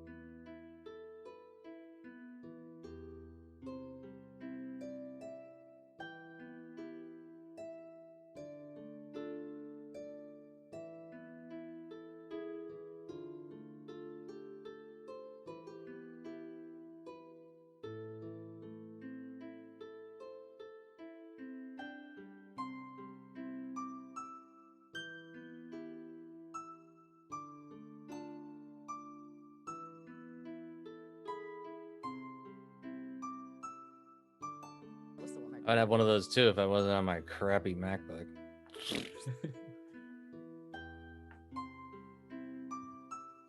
Are back. Welcome everybody back to part 2, Staves 3 and 4 of The Greatest Story Ever Told, A Christmas Carol, by the greatest team ever assembled. Trendane Sparks, GC Darkside Rob, Little Red Dot, and of course Zach Clay. And Little Arv, who is joining us as on a guest starring appearance. Good work. I was just talking with Little Arv about this over the break. And I hope you're enjoying this. And if so, I hope you will go and support not only my channel, but I hope you will also check out all of the individual things that these folks do. 3 of these 4 are regular streamers, and Tren spends so much time doing every freaking audiobook known to man that that we pretty much have that to do. So go get Trendane's audiobooks, which are blowing up, seriously, like they are doing really, really well. And check out Zach, who is finally getting back into streaming. Took him long enough. And then, of course, Rob, who is an awesome streamer that you should have been already following, but please go do so. And Little Red Dot, who for a long time has been the hardest working streamer in showbiz, as they say. Oh my God. She's not anymore, though. Don't worry about it. Yeah, no, I mean, well, listen. But is doing great stuff also with Kobold Even Press God took a and break eventually. all that kind of stuff. So definitely support Sunday. all of these Sorry. people. Nobody who likes are, Sunday. Put $1 in the jar. it's all. Yeah, I did. I'm glad I'm I'll not the put only one. $5 in the jar for that one. I'm not the only one anymore. These kid. people are great. So so thank you for being a part of this, and on we go with Stave 3, the second of the 3 spirits, as Zach takes over as narrator here. While he's doing that, can you please, like in chat, tell me which characters I'm supposed to be doing? Yes, I'll do that. Thank you. Okie dokie. I have one last request before we. Could we try to keep the part we're reading like at the top? Because my back is killing me trying to look down at the bottom of the screen. I know it's really tough, but can you not? Oh, you can't pull it up in another browser. My computer is so crappy it will literally Yep, explode. literally Like I tried die. opening Yeah. one instance of Chrome and it went. It's gonna like mow the lawn or something. Great. Laptop made by Dyson. Yeah. No, then it would be I would silent. kill to see that, man. That's funny. Dyson could probably make a pretty good laptop. Okay. I was gonna say. It cost $8 million, but it'd be an amazing laptop. All right. Stave 3, the second of the 3 spirits. Scrooge awoke in his bedroom. There was no doubt about that. But it and his own adjoining sitting room, into which he shuffled in his slippers, attracted by a great light there, had undergone a surprising transformation. The walls and ceiling were so hung with living green that it looked a perfect grove. The leaves of holly, mistletoe, and ivy reflected back the light, as if many little mirrors had been scattered there. And such a mighty blaze went roaring up the chimney as that petrifaction of a hearth had never known in Scrooge's time, or Marley's, or for many and many a winter season gone. Heaped upon the floor to form a kind of throne were turkeys, geese, game, brawn, great joints of meat, sucking pigs, long wreaths of sausages, people doing hand signals. Oh, I was like, what are you guys doing? I was like, am I missing some sort of like sign language? Like, you need to stop. We're breaking you in. Okay. Like, stop. They're trying to me. land I a understand. plane. Just let it I go. No, got I was just distracted. counting them off. I'm just kind of Got like, it. we're just No, like no, no. turkeys, geese, game, brawn. I thought you were trying to signal me or something. No. Sorry. Okay. As I was saying, long wreaths of sausages, mince pies, plum puddings, barrels of oysters, red hot chestnuts, as opposed to white hot chestnuts, cherry cheeked apples, juicy oranges, luscious pears, immense 12th cakes. Click the thing if you want to know what a 12th cake is, and great bowls of punch. Description in the link. I mean, link in the description. Sorry, whatever. Link in the doobly-doo. In easy state Nice. upon this couch there sat a giant, a frost giant, with 20 hit points, glorious to see. Roll who for bore- initiative. Roll for initiative. Blagothkus. The rest of your reading will be the a most, disadvantage. yeah, the most meta thing to do would be to run a one-shot and use this as the opening. And This then- is the adventure. A Christmas Carol This is we the need to do that. adventure. Yeah. This We is totally the need to do best that. version of you all meet in a tavern that I've ever heard. Yeah. Ever. Yeah. Oh my God, that is the best. Oh, We should totally do that. Who But Scrooge bore a would never roll glowing for initiative. torch That's the only problem. Anyway. in shape not unlike Plenty's horn. and who raised it high to shed its light on Scrooge as he came peeping round the door like a chick. And this is now the ghost of Christmas Present, who is played by... Go ahead. He's just getting warmed up. Wait for it. Of course. Here it comes. Any minute now. Come in and know me better, man. I am the ghost of Christmas Present. Look upon me. You have never seen the like of me before. Never. Should I have to mute the stream? I'm hearing myself in the stream, and it's really. Dost I throw off. you off, sir? Yes, I do, man. Okay, so I've never walked forth with the younger members of my family, meaning, for I am very young, my elder brothers born in these late years. Pursued the phantom. I don't think I have. I am afraid I have not. Have you many brothers, Spirit? More than 1,800. A tremendous family to provide for. Spirit, conduct me where you will. I went forth last night on compulsion, and I learned a lesson which is working now. Tonight, if you have aught to teach me, let me profit by it. Touch my robe. Now, wait a minute. You haven't even bought me dinner yet. Hold on.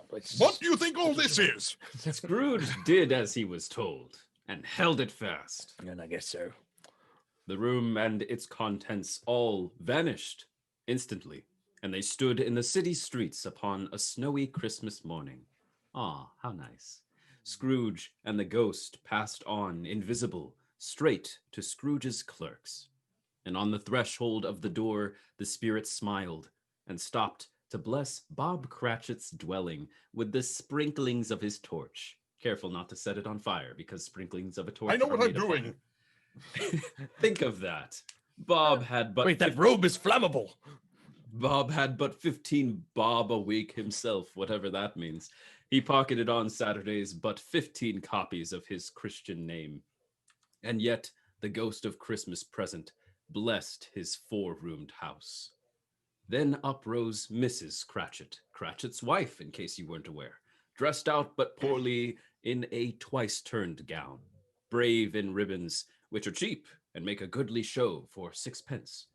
And she laid the cloth, assisted by Belinda Cratchit, second of her daughters, first of her name, also brave in ribbons, while Master Peter Cratchit plunged a fork into the saucepan of potatoes, and, getting the corners of his monstrous shirt collar, Bob's private property conferred upon his son and heir in honor of the day, into his mouth, rejoiced to find himself so gallantly attired, and yearned to show his linen in the fashionable park. And now 2 smaller Cratchits, boy and girl, came tearing in, screaming that outside the baker's they had smelt the goose and known it for their own.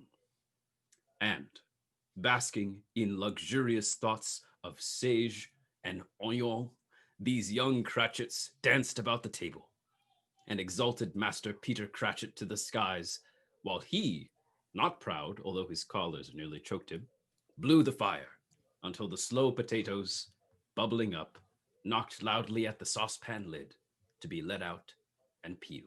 What has ever got your precious father then? Said Mrs. Cratchit. And your brother Tiny Tim? And Martha weren't as late last Christmas Day as I've known her. The larva will be Martha, and the 2 young Cratchits can be whoever. So go ahead. Wait. Right here. Okay. Here's Martha, Mother. Said a girl, appearing as she spoke from thin air. Mother! Right? It's mother. 2 Lord. young Cratchits. Oh, no. I old soul, I got shut an up. illness. Hi, Mom. You Stop have more it. to I've say, been young awkward at Cratchit. school. It's fine.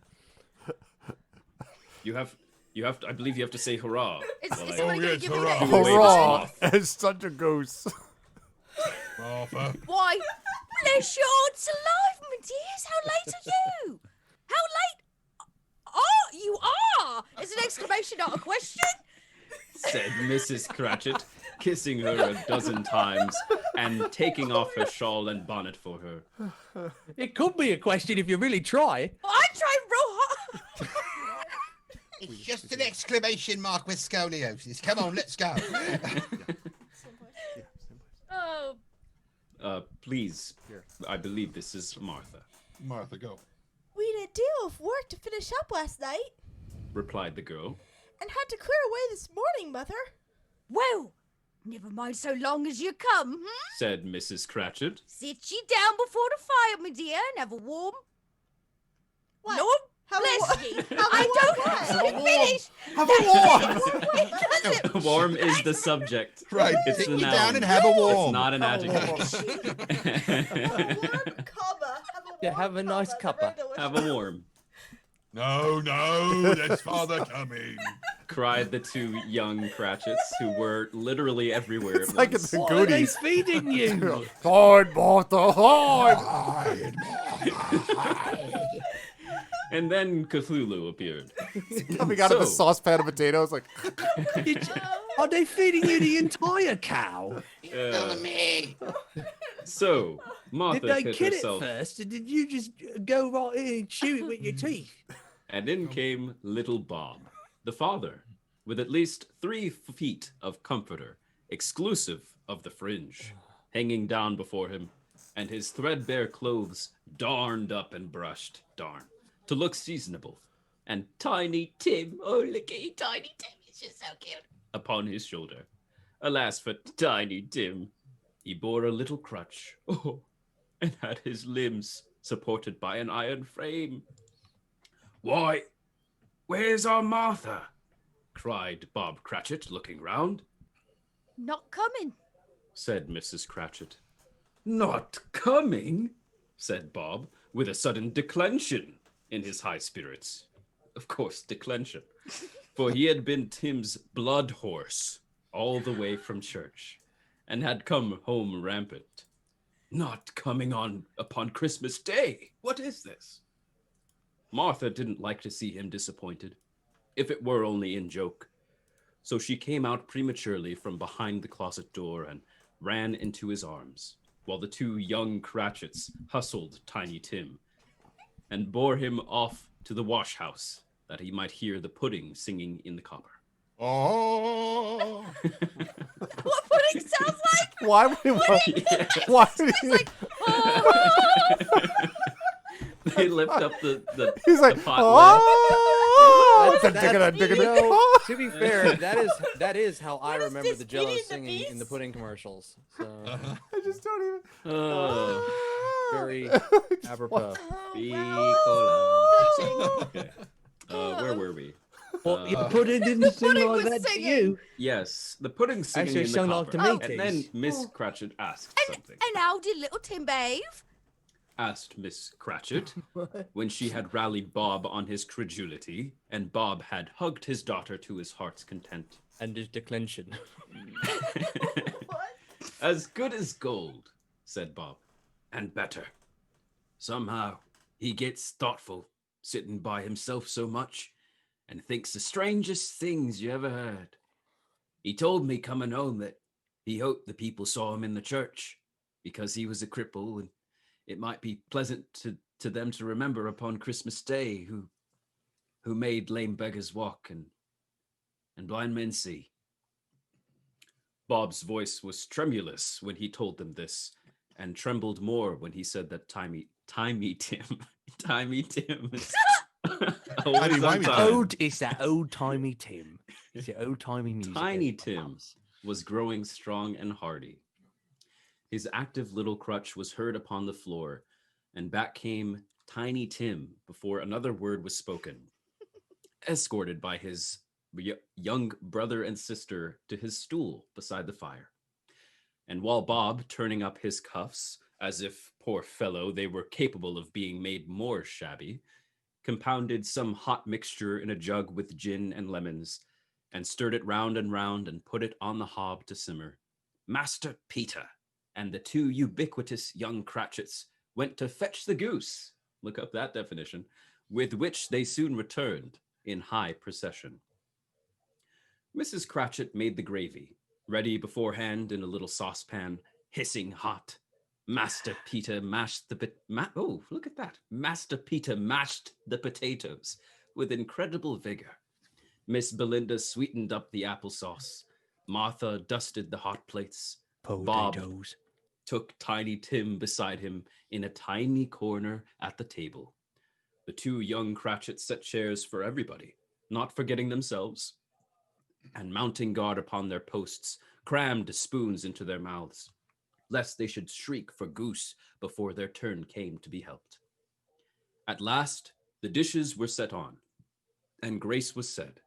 It was succeeded by a breathless pause, as Mrs. Cratchit, looking slowly all along the carving knife, prepared to plunge it into the breast.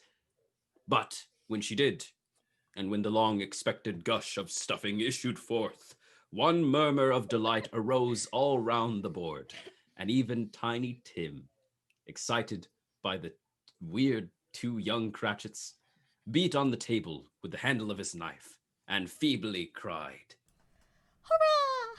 Hurrah! "Wonderful. There was never such a goose, not even in a Christmas story. Or a Bob, video game. or a video game. That was Untitled. Bob said he didn't believe there was ever such a goose cooked. Its tenderness and flavor, Because they size, killed it.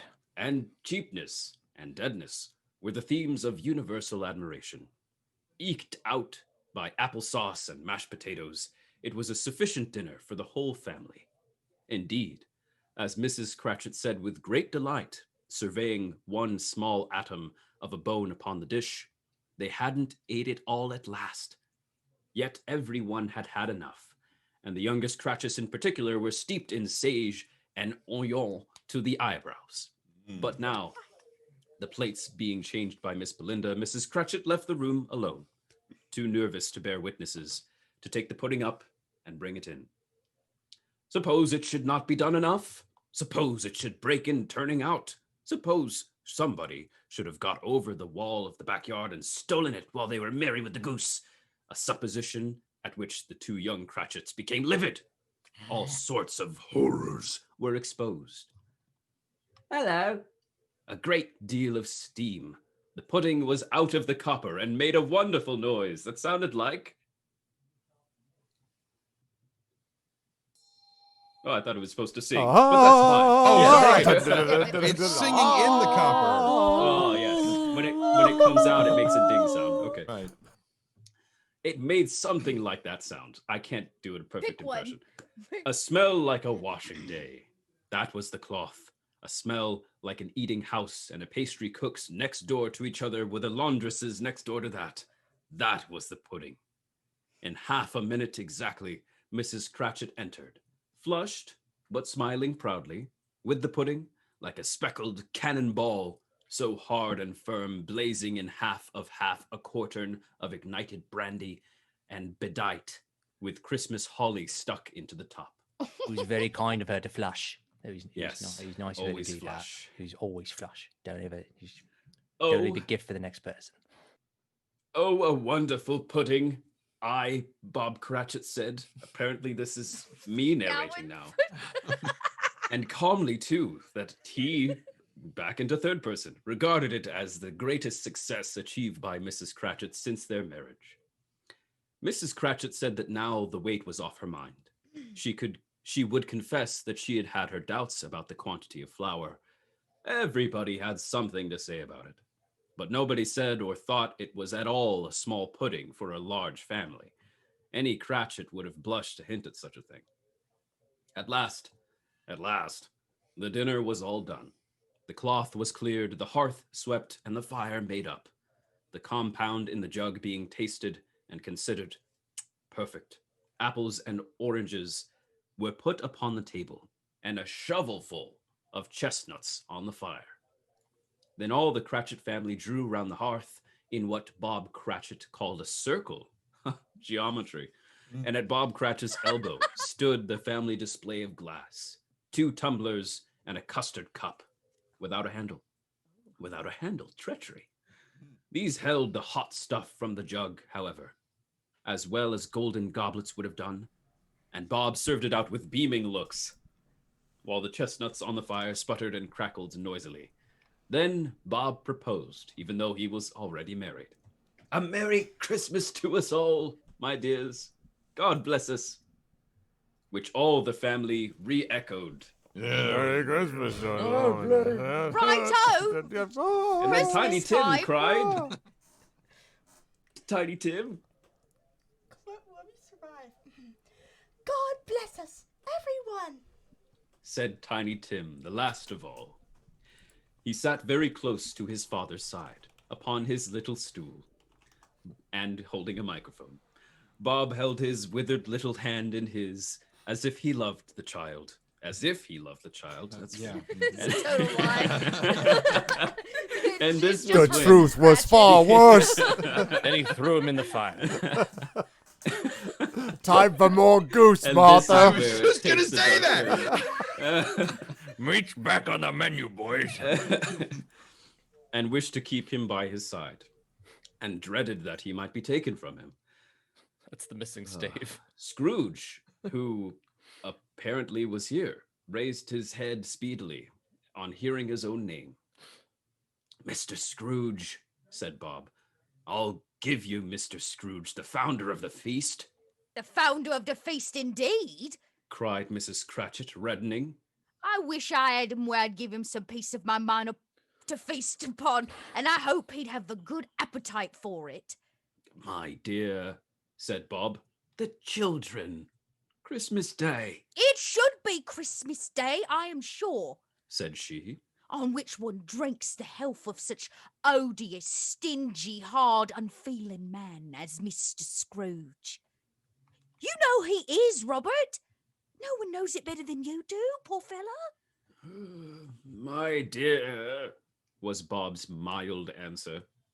Christmas Day, I'll drink his health for your sake, and the day's, said Mrs. Cratchit. not for his. Long life to him. A Merry Christmas and Happy New Year. He'll be very merry and very happy, I've no doubts. The children drank the toast after her. It was the first of their proceedings which had no heartiness in it. Tiny Tim drank it last of all, but he didn't care twopence for it. Tuppence. Scrooge was the ogre of the family. That's harsh. The mention of his name cast a dark shadow on the party. This is becoming more and more like D&D, which was not dispelled for full 5 minutes. I only Whoa. cast it at 4th level, so yeah. Oh yes, you had to roll and add your intelligence modifier. Yep. Mhm. After it had passed away, they were 10 times merrier than before. From the mere relief of Scrooge the Baleful being done with, Bob Cratchit told them how he had a situation in his eye for Master Peter, which would bring in, if obtained, full 5 and 6 pence weekly. The two young Cratchits laughed tremendously at the idea of Peter's being a man of business. That's horrifying. And Peter himself looked thoughtfully at the fire from between his collars, as if he were deliberating what particular investments he should favor when he came into the receipt of that bewildering income. Martha, who was a poor apprentice at a milliner's, then told them what kind of work she had to do, and how many hours she had worked at a stretch, and how she meant to lie abed tomorrow morning for a good long rest. Tomorrow being a holiday, she passed at home. Also, how she had seen a countess and a lord some days before, and how the lord Was much about as tall as Peter. at which Peter pulled up so his collar so high that you couldn't have seen his head if you had been there. He was like Doctor Strange. Just All Anyway. this time, the chestnuts and the jug went round, and by they had a song about a lost child traveling in the snow from Tiny Tim, who had a plaintive little voice and sang it very well indeed. There was nothing of high mark in this. They were not a handsome family. They were not well dressed. Their shoes were far from being waterproof. Their clothes were scanty. And Peter might have known, and very likely did, the inside of a pawnbroker's. But they were happy, grateful, pleased with one another, and contented with the time. And when they faded and looked happier, yet in the bright sprinklings of the spirit's torch at parting, Scrooge had his eye upon them, and especially on Tiny Tim, until the last. It was a great surprise to Scrooge as this scene vanished, to hear a hearty laugh. It was a much greater surprise to Scrooge to recognize as his own nephews, and to find himself in a bright, dry, gleaming room with the spirit standing, smiling by his side, and looking at that same nephew. It is a fair, even-handed, noble adjustment of things that while there is infection in disease and sorrow, there is nothing in the world so irresistibly contagious as laughter and good humor. When Scrooge's nephew laughed, Scrooge's niece by marriage laughed as heartily as he, and their assembled friends, being not a bit behindhand, laughed out lustily. He said that Christmas was a humbug as I live. Cried Scrooge's nephew. He believed it too. Oh, we need so excuse me. Who is that? Who is that? I believe it's important for Little Red Dot to be Scrooge's niece, don't you know? Oh, Yes, but who is that? Is there someone breaking into I our am the home? voice of the ghost of God. I don't know. Oh, Ghost of Arvin God. Present. The ghost Oh. of God. God. No God needed a Explains a lot. ghost. It's a holy one. Times what I is heard. hard. Times is hard. It's a holy The ghost. Holy Spirit. Scrooge's Sorry. niece, Scrooge's niece, as played by Little Red Dot, then More shame for him, said Scrooge's niece indignantly. Yes, we established that already. Moving on. Bless those women. They never do anything by halves. They're always in earnest. Apparently, the narrator has a point of view and opinion on things. Which you'll come to find in the following sentence. She was Some of us, very I pretty, exceedingly pretty, with a dimpled, surprised-looking capital face as opposed to a lowercase one, a ripe little mouth that seemed made to be kissed, as no doubt it was. All kinds of good little dots about her chin. How coincidental! That melted into one another when she laughed. And the sunniest pair of eyes you ever saw on any little creature's head. Although altogether, she was what you would have called provoking, but satisfactory too. Wow, this is Oh, Did very- you perfectly make changes to the satisfactory. manuscript before we started? Let him read his part, Rob. And writing women. And then Scrooge's nephew continued. Oh, Yes, I did. which nephew? Are there Me. two of us? No, there's me. No, You're his niece. Oh, You're I'm the his niece. niece. I'm Duh, his- sorry. You have not somehow become a nephew. That's She was so impressed with how she was described as pretty. She's like, blended now it's his time to be a DNA with niece, don't you know? We blended his DNA with that of frogs, so now he can change sexes at any time. Exactly. Niece, go on, I'm a nephew. Now, it should be, he's a comical old fellow. Said Scrooge's nephew. That's right. Yes, thank you. You're welcome. Yes, This Uh-huh. is the clarification. that's the truth. And not so pleasant as he might be. However, his offenses carry their own punishment. And I have nothing to say against him. Who suffers by his ill whims? Himself, always. Here he takes it into his head to dislike us, and he won't even come to dine with us. What's the consequence? He don't lose much of a dinner. Indeed. I think he loses a very good dinner. It was a good dinner. Interrupted It's a Scrooge's niece. quality dinner. And then some random guy concurred. Mm-hmm. Everybody else said the same. That was me. Everybody. It So was is the the Holy ghost Spirit. of God, don't you know? was the The Holy ghost of God Spirit. agreed- the Holy Spirit.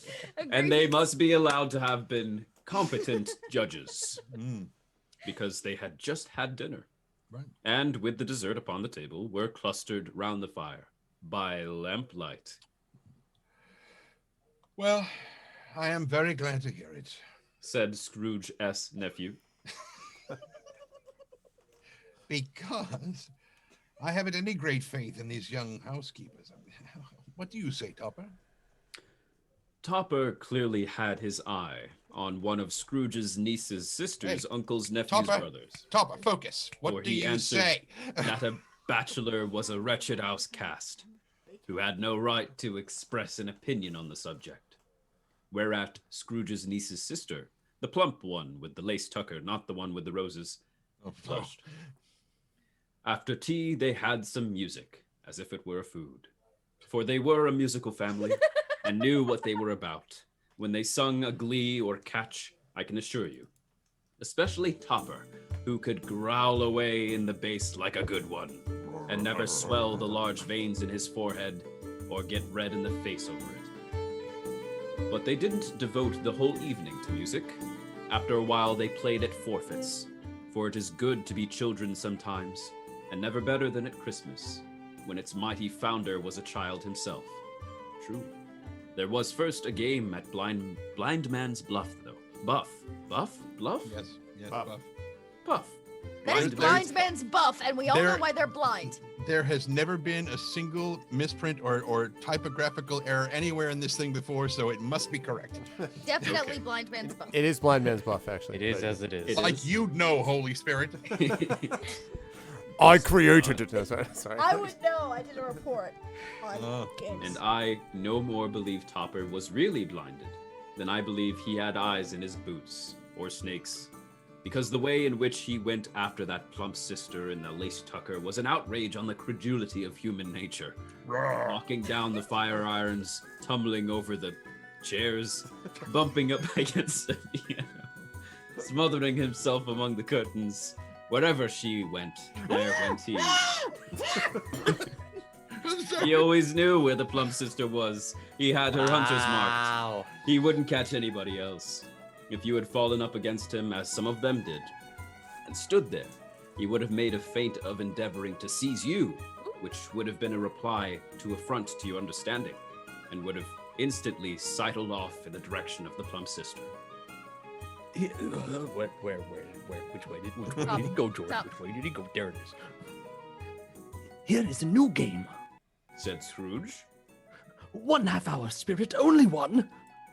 It But was a it's game. two, but you know what I mean. It was a game called Yes and No, Very where, good. What a great. otherwise known as consent, where Scrooge's God's nephew name, had to what do think you of call something, this bloody- and the rest must find Call out it what. yes and no. He only answering to their questions yes or no, as the case was. The fire of questioning to which he was exposed elicited from him that he was thinking of an animal. A live animal? A rather disagreeable animal? A savage animal? An animal that growled and grunted sometimes, and talked sometimes, and lived in London, and walked about the streets, and wasn't made a show of, and wasn't led by anybody, and didn't live in a menagerie, and was never killed in a market, and was not a horse, or an ass, or a cow, or a bull, or a tiger, or a dog, or a pig, or a cat, or a bear. At every new question put to him, the nephew burst into a fresh roar of laughter, and was so inexpressibly tickled that he was obliged to get up off the sofa and stamp with the stamper. At last, the plump sister cried out, "Who's the plump sister? Let's make it me." Okay. Okay. I found it out. I know what it is, Fred. I know what it is.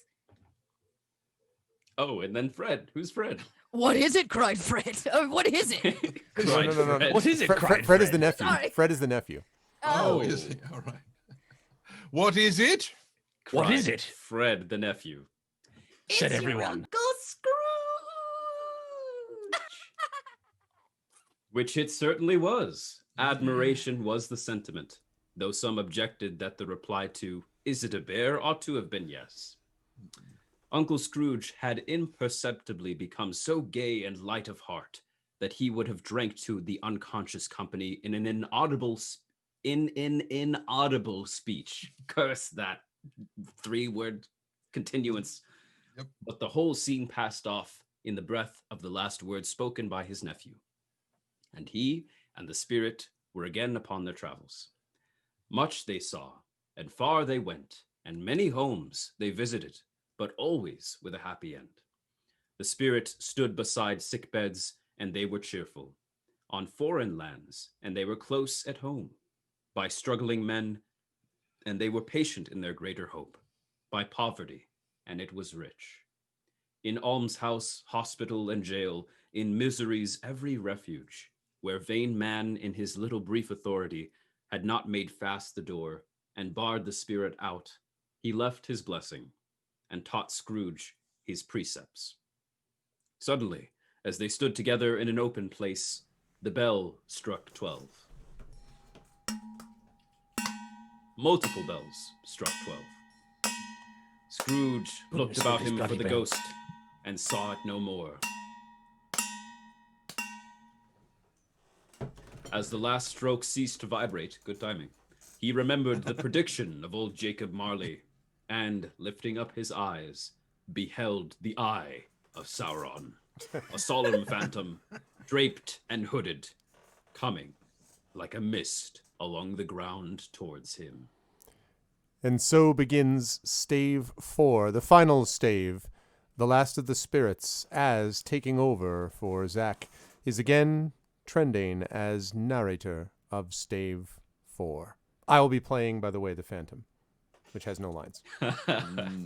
Ah, yes. You think it has no lines, but you will probably find out that you will be quoting the Holy Spirit throughout the whole thing. I know Anyway, what you mean. the Phantom Menace slowly... No. It's all capitals. It throws me off. The Phantom slowly, gravely, silently approached. When it came near him, Scrooge bent down upon his knee, for in an air through which the spirit moved, it seemed to scatter gloom and mystery. It was shrouded in a deep black garment which concealed its head, its face, its form, and nothing... That's not black. Okay. And left nothing of it visible save one outstretched hand. Much like that, but probably more skeletal. He knew no more, for the spirit neither spoke nor moved. So that means Sure it's to walking congratulate- around like this all the time. Be sure to congratulate the Tony Award-winning costume designer. Absolutely. Very fantastic. I am in the presence of the ghost of Christmas yet to come. Ghost of the future. I fear you more than any spectre I have seen. But as I know your purpose is to do me good, and as I hope to live to be another man from what I was, I am prepared to bear you company. And do it with a thankful heart. Will you not speak to me? It gave him no reply. The hand was pointed straight before them. Lead on. Lead on. The night is waning fast, and it is precious time to me, I know. Lead on, spirit. They scarcely seemed to enter the city, for the city rather seemed to spring up about them. But there were many. No, there weren't. But there they were, in the heart of it, on change, amongst the merchants. Okay. The spirit stopped beside one little knot of businessmen. Observing that the hand was pointed to them, Scrooge advanced to listen to their talk. Let's see. Zach with the great fast man with the monstrous chin. No. Said a great fat man with a monstrous chin. I don't know much about it either way. These dang moths all around me all the time. I only know he's dead. This one's Dot. When did he die? Inquired another. Last night, I believe. Why? What was the matter with him? I thought he never died. God knows. Said the first with a yawn. Rob is a red-faced gentleman. Rob is a red-faced gentleman. It's not a fact. Sorry, It's a I didn't. Okay, I had no idea that I was going to be reading it. Not very much. Surprise! What has he done with his money? Asked a red-faced gentleman named Rob. That's me. I haven't heard. Said the man with the big, large chin we talked about before. Company, perhaps. He hasn't left it to me. That's all I know. Bye-bye. All right. Ciao. Scrooge was at first inclined to be surprised that the spirit should attach importance to conversation apparently so trivial. But feeling assured that it must have some hidden purpose, he set himself to consider what it was likely to be. It could scarcely be supposed to have any bearing on the death of Jacob, his old partner, but that was past. And this ghost's province was the future. He looked about in that very place for his own image, but another man stood in his accustomed corner, and though the clock pointed to his usual time of day for being there, he saw no likeness of himself among the multitudes that poured in through the porch. It gave him little surprise, however, did it give him? Yes, it did give him little surprise, however, for he had been revolving in his mind. No, that's the Wicked Witch of the West. Never mind. A change of life. And he thought and hoped he saw his newborn resolutions carried out in this. They left this busy scene and went into an obscure part of town, to a low shop where iron, old rags, bottles, bones, and greasy offal were bought. A gray-haired rascal of great age sat smoking his pipe. Scrooge and the Phantom came into the presence of this man just as a woman with heavy black bundles slunk into the shop. But she had scarcely entered when another woman, similarly laden, came in too, and she was closely followed by a man in faded black. After a short period of blank astonishment, in which the old man with the pipe had joined them, they all three burst into a laugh. Thank you. Is this Charwoman. me? No, this is The person addressing the charwoman, I think. No, the charwoman is referring to herself. Yep. Oh. Because she is the first. Let the charwoman be first, cried she who entered first. Oh, In I case So you're this wondering is what a Dom. charwoman is, also, I don't know if you know Writer Girl Dreams, but it says, "We love Zach, love mom and dad." Oh, that's my mama. Hi, Oh, Mama. very Mama. cool. Hey, Hello, Mama Zach's Flake. mom. Welcome in. And charwoman. That's a charwoman. All right, Let on you the go, charwoman. charwoman alone to be first. Cried she who had entered first. Let the laundress alone to be the second. And let the undertaker's man alone be the third. Look here, old Joe, here's a chance. If we haven't all three met here without meaning it. And now is this Mrs. Dilber? No, this is Joe. Which is me. Okay. You couldn't have met at a better place. Whoa. You were made free a bit long ago, you know. And the other two ain't strangers. What have you got to sell? What have you got to sell? Have a minute's patience, Joe, and you shall No. see. I No? want to know now. Oh, You're wasting my time. what odds then? What odds, Miss Dilber? Said right? the woman. Yes. Mhm. Every person has a right to take care of themselves. He always did. Who's the worse for the loss of a few things like these? Not a dead man, I suppose. Then the narrator said, Narrator said. Doesn't say Mrs. Dilber. And, oh, the narrator said. Sorry. Mrs. Dilber. I'm sorry. Again, I thought I saw quotes in there, and it's the quotes that weren't there from before. Mrs. Dilber, whose manner was remarkable for general propitiation. That's not what that is. No, that's right. Propitiation. right. Oh, it is. Yep. She The growing hair? narrator was truthfully narrating in the proper way. Right, but she's growing. Is it like propecia? She's growing hair. No. Never mind. Propitiation is like a I have to look it up. But Exactly what it is. Aha! So the Holy Spirit doesn't know a word.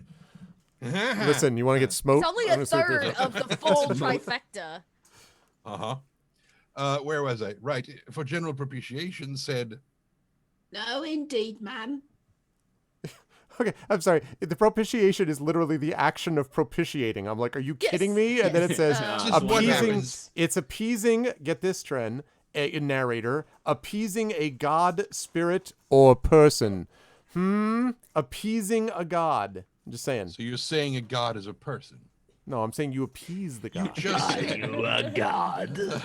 Say yes. All right. If he wanted to keep him after he was dead, a wicked little screw, why wasn't he natural in his lifetime? If he had been, he'd have had somebody to look after him when he was struck with death, instead of lying gasping out his last there. Alone by himself? I'll say it. It's Okay. the truest word that was ever spoke. It's a judgment on him. I wish it was a little heavier judgment, and it should have been. You may depend on it, if I could have laid my hands on anything else. Open that bundle, old Joe, and let me know the value of it. Speak out plain. I'm not afraid to be the first, nor afraid for them to see it. Joe went down on his knees for the greater convenience of opening the bundle and dragged out a large and heavy roll of some dark stuff. What do you call this? No, that's Joe. Yeah. This is Joe. Okay, great. What Oh. do you call this? Bed curtains? And who is this now? And that's the charwoman. That's Yeah. Bed curtains. Don't drop that oil upon the blankets now. Hmm? Oh, His blade. why would that never have occurred to me on my own to not drop lantern oil? Cutting on out the some- cutting out the names of who's responding here cut so much time from reading this whole thing. Yeah. Ah, Really successful. bed curtains. No, that was yours. His blankets. And Who this is else do you think? Yeah. He isn't likely to take cold without 'em, I dare say. You may look through that shirt till your eyes ache, but you won't find a hole in it, nor a threadbare place. It's the best he had, and a fine one, too. They'd have washed it by dressing... They'd have wasted it by dressing him up in it, if it hadn't been for me. Scrooge listened to this dialogue in horror. Scrooge. Spirit. I see. The case of this unhappy man might be my own. My life tends that way now. Merciful heaven, what is this? The scene had changed, and now he almost touched a bare, uncurtained bed. A pale light, rising in the outer air, fell straight upon his bed. This bed, it was his bed, whatever. Upon this bed, and on it, unwatched, unwept, uncared for, was the body of this plundered, unknown man. Spirit, let me see some tenderness connected with the death. All this dark chamber, Spirit, will be forever present with me. Yes. The ghost conducted. To me, not with me, whatever. Right, yes. Well, the ghost conducted him to poor Bob Cratchit's house, the dwelling he had visited before, and found the mother and the children seated around the fire. Quiet. Quiet. Very quiet. The noisy little Cratchits were as still as statues in one corner, fearfully looking up at the violent Peter. Wait, no, sorry, different story. And sat looking up at Peter, who had a book before him. The mother and her daughters were engaged in needlework, but surely they were very quiet. And he took a child and set him in the midst of them, said someone. That would probably be Peter, since he That's was reading Peter, the book. so that's fine, Zach. Okay. Where had Scrooge heard those words? He had not dreamed them. The boy must have read them out as he and the spirit crossed the threshold. Why did he not go on? The mother laid her work upon the table and put her hand up to her face. The colors hurt me eyes. She said. The color? Ah, poor Tiny Tim. They're better now and again. It makes them weak by candlelight. And I wouldn't show Week's eyes to your father when he came home for the world. It must be near his time. Past it, rather. Peter answered, shutting up his book. But I think he's walked a little slower than he used. These last few evenings, Mother. I have known him walk with Tiny Tim upon his shoulders, very fast indeed. And so have I. Cried Peter. Often. And so have I. Except I exclaimed all the other. I'm not. Someone else who had the same voice. Right. And so have I. So have I. There, whatever. And so have I. The And entire so have we population of the all. town Yeah, says, basically. and so have I. Right. But So And say have we me. all. And so have me. Sorry. Is that Everyone Peter? raises a toast. is that Didn't say so, say we all. is that Peter's line or her line? Well, Which one Maybe is Martha? which Maybe one? Martha? So But have he I. was very light to carry. No, that's her line. That's your line, Todd. It is her line. Yeah, yeah. But he was very light to carry, and his father loved him so that it was no trouble. No trouble. Oh, and there's your father at the door. She hurried out to meet him, and little Bob in his comforter, he had need of it, poor fellow, came in. His tea was ready for him on the hob, and they all tried who should help. Yes, and they all tried who should help him to it most. Then the two young Cratchits got up on his knees and laid each child a little cheek against his face, as if they said, Don't mind it, father. Don't be grieved. Jesus Christ. that's what he sounded like before. I gotta keep it Something is consistent. wrong. If Gotta you go to keep it your canon. child, that voice comes out of it. Gotta keep it Oh crazy. my god. Welcome in, Ghost of Christmas Future. I'm so happy Ghost of Christmas Hey! Future is here. Hey, we've been waiting. We can go now. Amazing. I was looking around earlier. I was like, he's not here. And I was Oh like, no, you gotta he's get not here. here. You gotta get here. Okay, so yeah, right, yeah. Don't be grieved. There we go. Bob was very cheerful with them and spoke pleasantly to all the family. He looked at the work upon the table and praised the industry and speed of Mrs. Cratchit and the girls. They would be done. Yes, they would be done long before Sunday, he said. Sunday? Oh, Yes. is that me? Probably. Okay, well, you went today then, Robert? Yes, my dear. Returned Bob. I wish you could have gone. That is, it would have done you good to see how green a place it is. But you'll see it often. I promised him that I would walk there on a Sunday. My little child. My little child. He broke down all at once. He couldn't help it. If he could have helped it, he and his child would have been farther apart, perhaps, than they were, Nectar, said Scrooge. something informs me that our parting moment is at hand.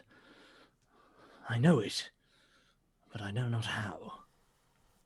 Tell me, what man that was, with the covered face, whom we saw lying dead.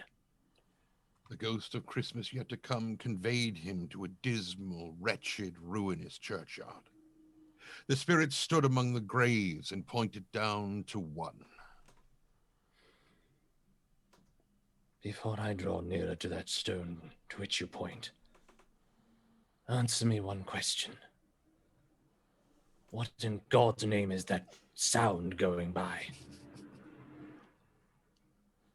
It's the ghost of garbage yet to truck.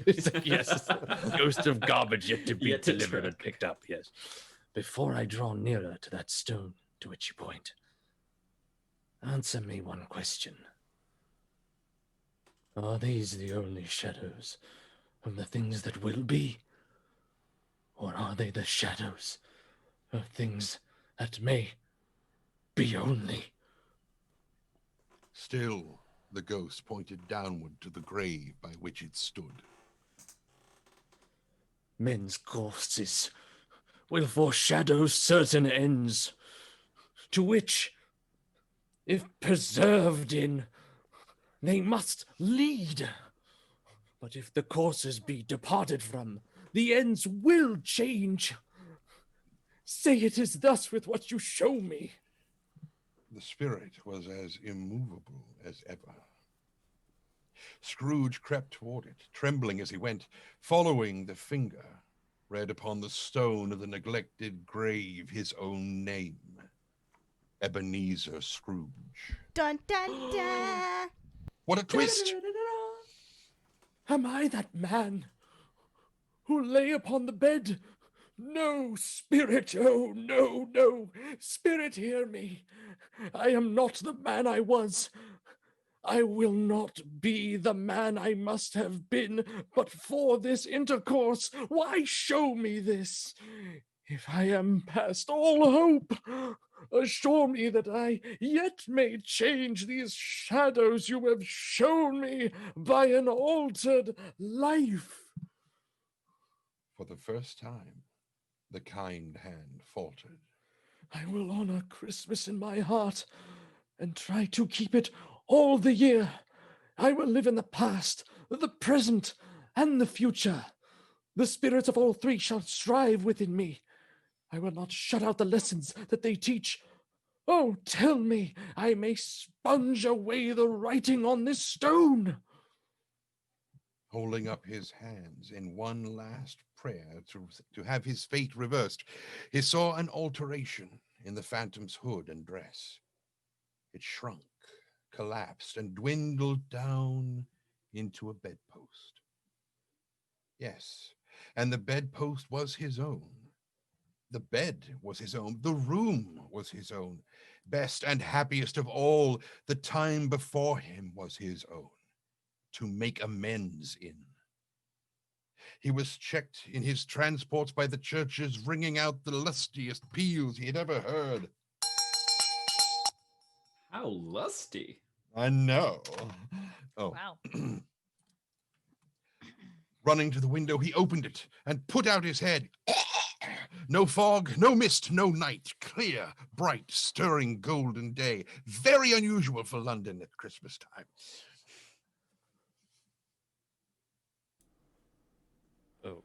Scrooge and little Arv will be the little kid. What's today? Cried Scrooge, calling down toward a boy in Sunday clothes who perhaps had loitered in to look about him. What's today, my fine fellow? Today? Why, it's Christmas Day. It's Christmas Day. I haven't missed it. Hello, my fine fellow. Hello. Do you know the Poulters? In the next street but one, at the corner. I sure hope I did. An intelligent boy, a remarkable boy. Do you know whether they've sold the prize turkey that was hanging up there? Not the little prize turkey, the big one? What? The one as big as me? Ha! A delightful boy. It is a pleasure to talk to him. Yes, my buck. It's hanging there right now. Is it? Go and buy it. What? Walker. Walker! Walker! Oh, exclaimed the boy. Yes, he did. Exclaimed it. No, I am in earnest. Go and buy it, and tell him to bring it here, that I may give them the direction where to take it. Come back with the man, and I'll give you a shilling. Come back with him in less than 5 minutes, I'll give you half a crown. The boy took off like a shot. I'll send it to Bob Cratchit's. You shan't know who sends it. It's twice the size of Tiny Tim. Joe Miller never made such a joke as sending it to Bob's will be. Twice the size of Tiny Tim. They might eat the wrong one. That'll be a great joke. Anyway, Good story either way. Right, exactly. The hand in which he wrote the address was not a steady one, but he did write it somehow and went downstairs to open the street door, ready for the coming of the poulterer's man. It was a turkey. He never could have stood. Yes, well, he could probably have stood, but I bet you know we breed them for the anyway. Never could have stood upon his legs, that bird, especially now that he's dead. He would have snapped him off short in a minute, like sticks of sealing wax or sealing wax, depending on whether it's your ceiling or a ceiling, whatever, it doesn't matter. Scrooge dressed himself all in his best. We don't really know why it's in quotations, whatever. And at last got out into the streets. The people were by this time pouring forth as he had seen them in the Ghost of Christmas Present with the ghost, you know, that thing. Ghosts of Tsushima present. Sorry, no, prepositional phrases and phasers and everything. So, and walking with his hands behind him like a sergeant major, Scrooge regarded everyone with a delighted smile. He looked so irresistibly pleasant, in a word, that 3 or 4 good-humored fellows said, Good morning, sir. Hey, good morning, Merry, yes, Merry Christmas to you. That thing that he said, that's very good. Christmas. Very Wow. good. Goose Mistress Grissom? Very good. No, it's a Take that man away. He's lost his mind. Oh, yes, right. To Bedlam with that one, thank you. And Scrooge said often afterwards that of all the blithe sounds he'd ever heard, these were the blithest, the Mary J. Blithest of his ears. I almost said Winehouse, which would not be right. Oh, too soon. In the afternoon, he turned his steps toward his nephew's house. He passed the door a dozen times, not because he didn't know where it was, but because he was stalking them, before he had the courage to go up and knock. But he made a dash and did it. Is your master at home, my dear? Hello, Foley artists. Knock, please. Oh. Thank you. Is your master at home, my dear? Said Scrooge to the girl. Nice girl. Very, yeah. Yes, sir.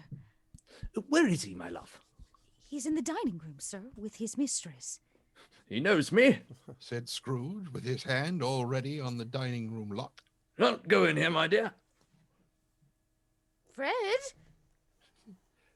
Call the Rosers. There's a thief in the house. No. Fred? I believe. Fred That's is- right. That's me. Yes.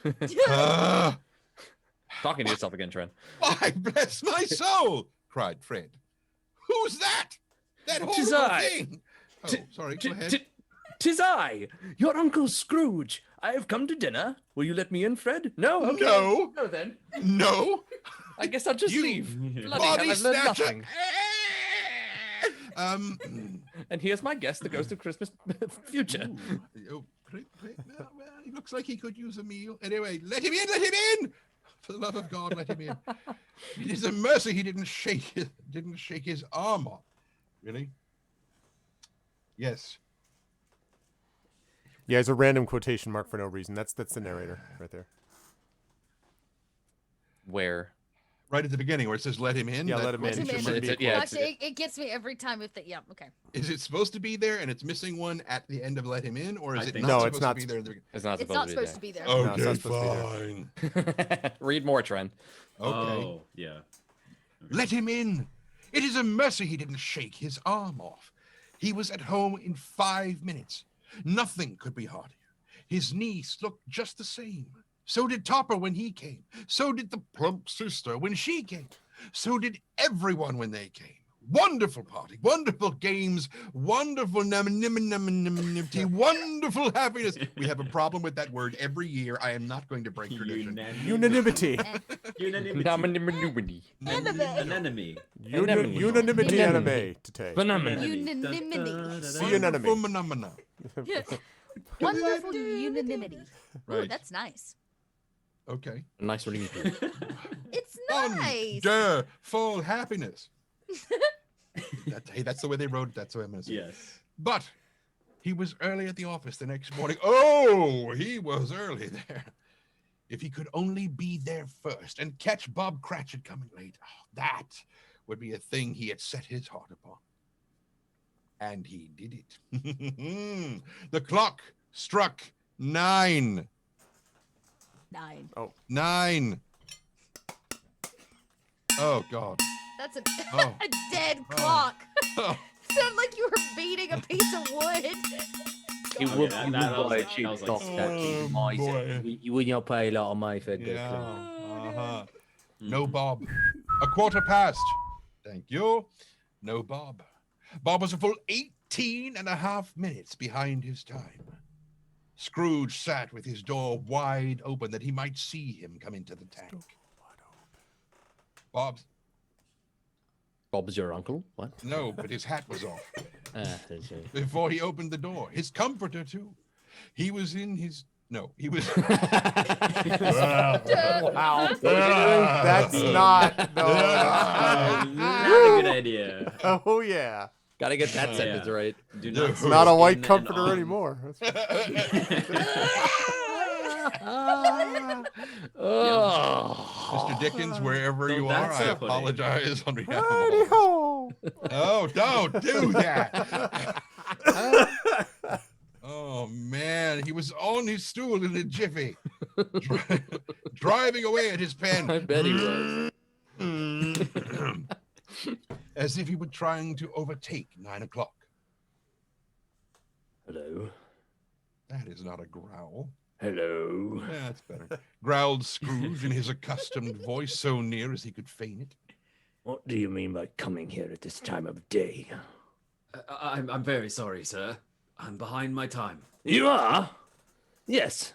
You are? Yes, I think you are. Step this way, if you please. It's only once a year, sir. It shall not be repeated. I was I was making rather merry yesterday. Now, sir. now, I'll tell you what, my friend. I am not going to stand this sort of thing any longer. And therefore... Scrooge continued, leaping from his stool and giving Bob such a dig in the waistcoat that he staggered back into the tank again. And therefore, I am about to raise your salary. Bob trembled and got a little nearer to the ruler. A Merry Christmas, Bob, said Scrooge with an earnestness that could not be mistaken as he clapped him on the back. A merrier Christmas, Bob, my good fellow, than I have given you for many a year. I'll raise your salary and endeavor to assist your struggling family, and we will discuss your affairs this very afternoon over a Christmas bowl of smoking bishop. Bob, make up the fires and buy a second cold scuttle before you dot another I, Bob Cratchit. Scrooge was better than his word. He did it all. And infinitely more. And I mean infinitely. Infinitely more. Yes. For he was a god. Well beyond the earth, yes. And to Tiny Tim, who did not die. Yeah. He was a second father.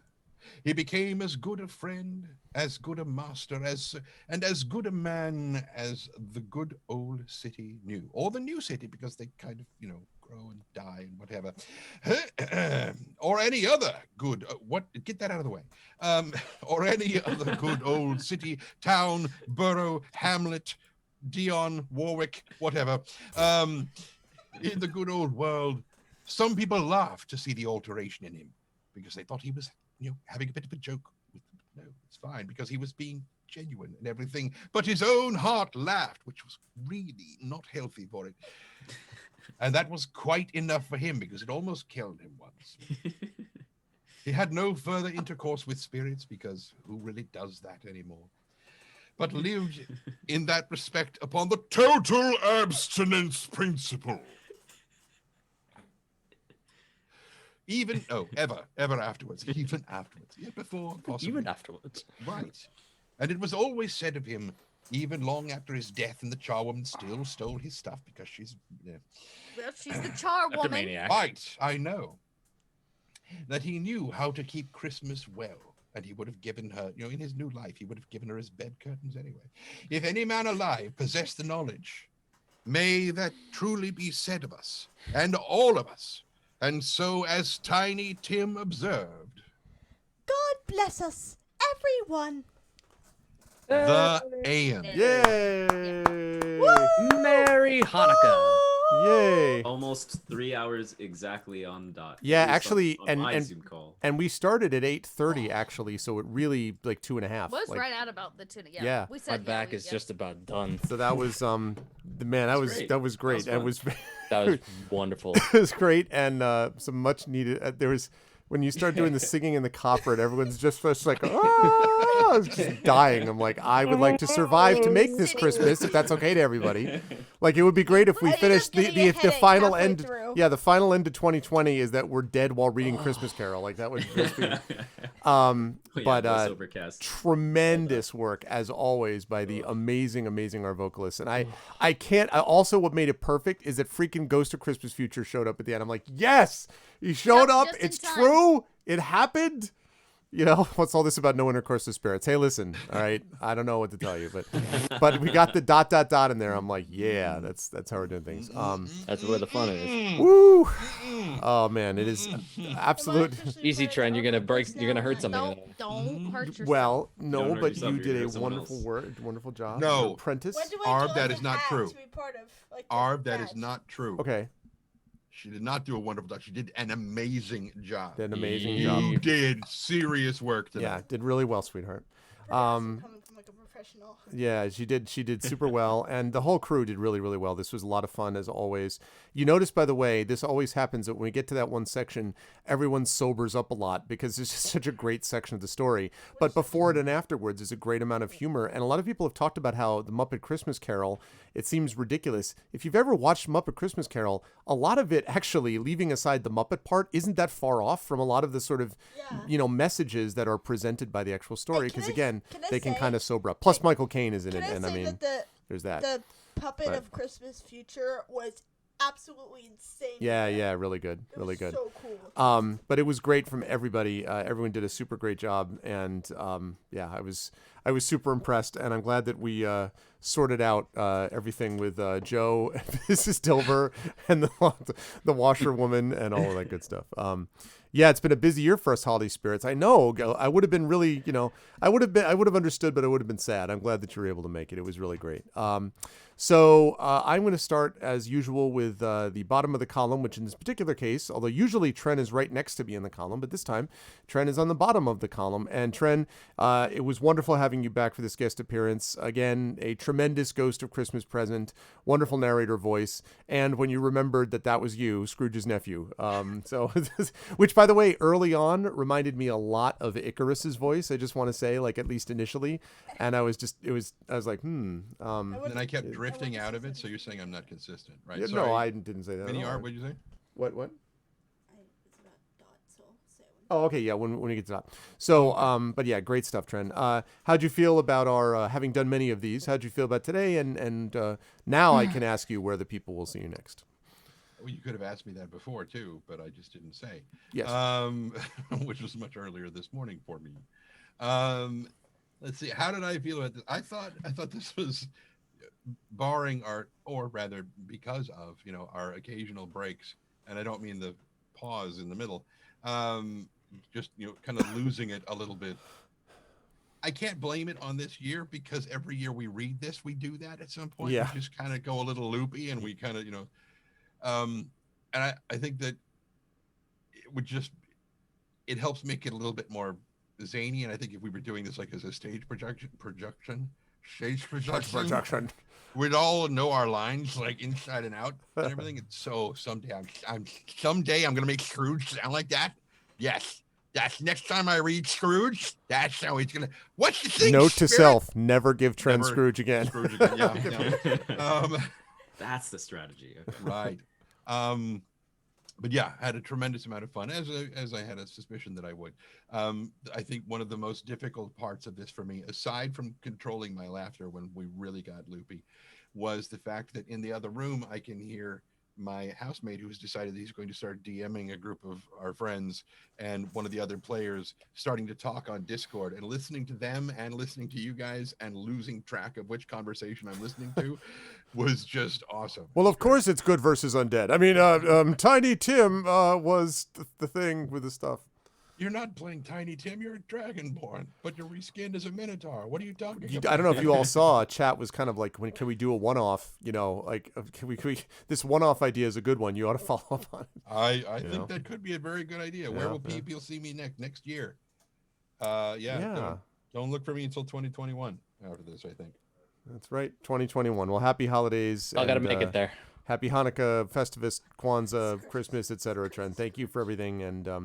And yeah, you will be hearing and seeing, but especially hearing much more from Tren in the year to come. So thank you, my friend. Appreciate it as always. Also appreciate hearing and the bell usage at the right time. It's also not a bell, it's a silver cup. Oh, okay. Well, it looks like a bell. It looks like a bell, and that's what it looks like a bell, but it's not.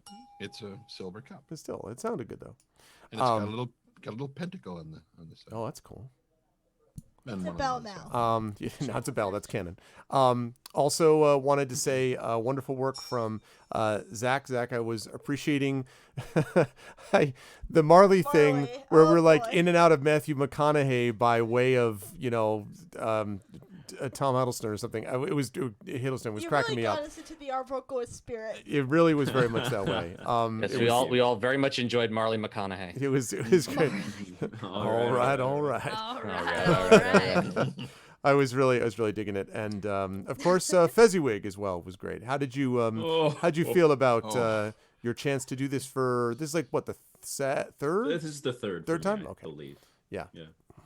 This was great. It always, I'm happy that a year passes so that I feel like we usually make sometimes the same jokes or get caught up on the same stuff and laugh about it. I'm glad that this is like a yearly occurrence that we can go through, and this seems to have been the quickest that we've done it through. But I don't know. I guess last year was around the same time, possibly because we were just having so much fun. That could be. And I do want to congratulate my student for doing such a wonderful job. I promise not to take all the credit at all. And this was a lot of fun. I like that we switch around parts every year as well. And do everything that really helps. But yeah, I had a wonderful time. People will see me on my own channel, both on Twitch and on YouTube, doing all sorts of things, music and D&D related, and so on and so forth. And that's about it. And thank you to the rest of you guys. Happy holidays, Holly Happy Days, and I'll see you guys next year. Sounds like a plan. Yeah, thanks for a great 2020, Zach, as well. And I'll see you in 2021 also. Happy holidays. And also to Zach's mom, who is here in chat watching as you can see how awesome your son is, which apparently you already know since you started by saying that. So that was the key. I like the part where she's like, "Don't say that." Sorry, Mom. Sorry, Mom. Moving right along, it was a great pleasure as well to have Rob with us. Rob in the performance of Scrooge, in the Golden Globe nominated performance of Scrooge, which is... I know I'm getting older, but I still feel like I'm a little young for this part. But, yeah, I mean, every time I'll let the chat decide. You need to let the world weariness kind of continue. No, it was... Now, wait a minute. In world weariness, I'm like 114. That's why I thought you were able to let it sort of flow through you. There. You did a great job. There. How'd you feel about things this year, Rob? Having done this a number of years as well. It's so funny. We've done this. I think we've done this together now. Is this 5 or 6? I think this is 5. First year was with George. Please God, first year was with 5, George, and then after that, I think it was. Need to reevaluate what the hell I'm doing. But no, I'm kidding. I need to look. love doing this every year. Every year I can do it. It's wonderful. I remember the first year we did this. I did the narrator, and we did the very long version of this. Yeah, poor Rob. But I think it went 5 hours plus. It was long. And by the end of it, I was like, we have to go say it's like there was nothing left of my voice by the time we were done. But it was fun. It was a challenge. It was something I'd never tried before. At that point, I hadn't ever even really done voice acting. So to do it again now, so many years on, having really tried different voices, having done some voice acting, having, never played Scrooge before, I hope I just did it justice. Because especially the first time I ever heard it done here, we had it done by the legendary, can only be met up to, not exceeded. Exceeded or superseded, or whatever the word is, George Ledoux. Yeah. And he did a fantastic job, of course. So I hope I did as good, if not better. No, I'm kidding. As a performance of it, and it was a lot of fun. I kind of sort of was moving through a couple of different ideas as I went through it, and it's I needed this. I needed this for the laughter. I needed this for the holidays. I needed this for, I think all of us needed this just to have something to make it feel holiday-ish, whatever suffix you want to use there. And so thank you everyone for watching and coming back for all these years and watching us do this, whichever version of it that we do, because we never know until Arv throws it in front of us on the day of, including the parts, which is why everyone's good. Is it me that I'll change it? Sometimes we don't even know what we're doing until whose line we is read it anyway? Exactly. Rules are made up and the points don't matter. So. But yeah, as for me, I am probably taking a break for a while with regards to streaming. I might do some stuff over the holidays, specific, which there aren't that many left in 2020, but over Christmas and New Year's. I am probably going to be switching up my casting. What's the word I'm looking for? Schedules. focus in the coming weeks, moving much more into music production and music technology and things of that nature. Also, possibly some voice acting or video editing, as there are changes that are happening in both the Twitch universe and the larger streaming universe overall. So look to me on Twitter. Don't follow me on Twitter though, or on Facebook, because they're both garbage. Don't. I'm trying to wean myself off of now Twitter, because Twitter has become the new Facebook for me. It's terrible. But follow me on Instagram. My Instagram link is on my Twitch page, and hopefully you'll see some really awesome music stuff from me, and maybe some more indie and retro games if I do play games in the future on my channel. And you can find me at twitch.tv/GCDarksideRob. That's me. Happy holidays, everybody. Happy Christmas if you're in the UK and in Harry Potter land. Merry Christmas, Happy Chanukah, and I'm getting out of here. No, I'm kidding. I'm going to some warmer climates. No, anyway. Thank you, Rob. Great stuff Love y'all. with Scrooge today. Happy Hanukkah, and my thanks. back is extremely Yeah, I was tired gonna say and thanks for killing great me. 2021, and I'll. This is my dad's chair, and I'm not. It doesn't fit any, and I've just been sitting here, and my back feels like it's gonna just snap in half. Your grooves don't fit your dad's grooves. Oh. But I heard. Oh man, I'm sorry about your My back needs to get its Stella back. We're back. But thank you, Rob. Great stuff as always. And last but certainly not least, as far as the group of the standard Arvocalists, that's Little Red Dot. And Dot, it was great to have you do this for a change and be a part of this for the first time. I didn't get to make it last year, so I'm excited. This was that awesome. I made it this year. It was awesome. right. It was awesome Yeah, getting I it. didn't get to make it last year. This is my first year doing this with everybody. Great job as the narrator. I was feeling very much the we talked about the Agatha vibe, and then Little Arv whispered over to me when you started with, I think it was with the charwoman, just like, it sounds like Olivia from Paper Mario, like, And I'm like, you know, that's a Oh, totally yeah. it's just like totally different different. totally different personalities. Completely different personalities, It's but- funny to hear them both But say it was great, and I happen to be a big fan of them. What? I'll get your stuff over there, like the Mrs. Cratchit. Mrs. Well, let me tell you, Cratchit, yeah. love. That was great. great. So, how'd you feel about having a chance to do this for the first time, Dot? And where will the folks It was find you? Great. This is one of those stories, like, you can't actually get through the month of December without hearing this story in some way, shape, or form. Yeah. At least once. Yeah. Like, however you do it, wherever you do it, you're gonna see it at least once. So I thought that was A Wonderful Life. Oh, no, I can God. get through December without watching It's a Wonderful Life. Bet. they- Already seen it. But Wonderful they force Life, it on which you is no matter what, essentially- you have to watch You it. realize that's Mhm. essentially a reverse Christmas Carol. A guy is told by a spirit, "Here's what your life would be if you had never existed in the first place," and the whole thing Right. is pulling directly from that idea. So What? that's why it's great but too. Yeah, Yeah, sorry. yeah Sorry, exactly. I didn't really Yeah.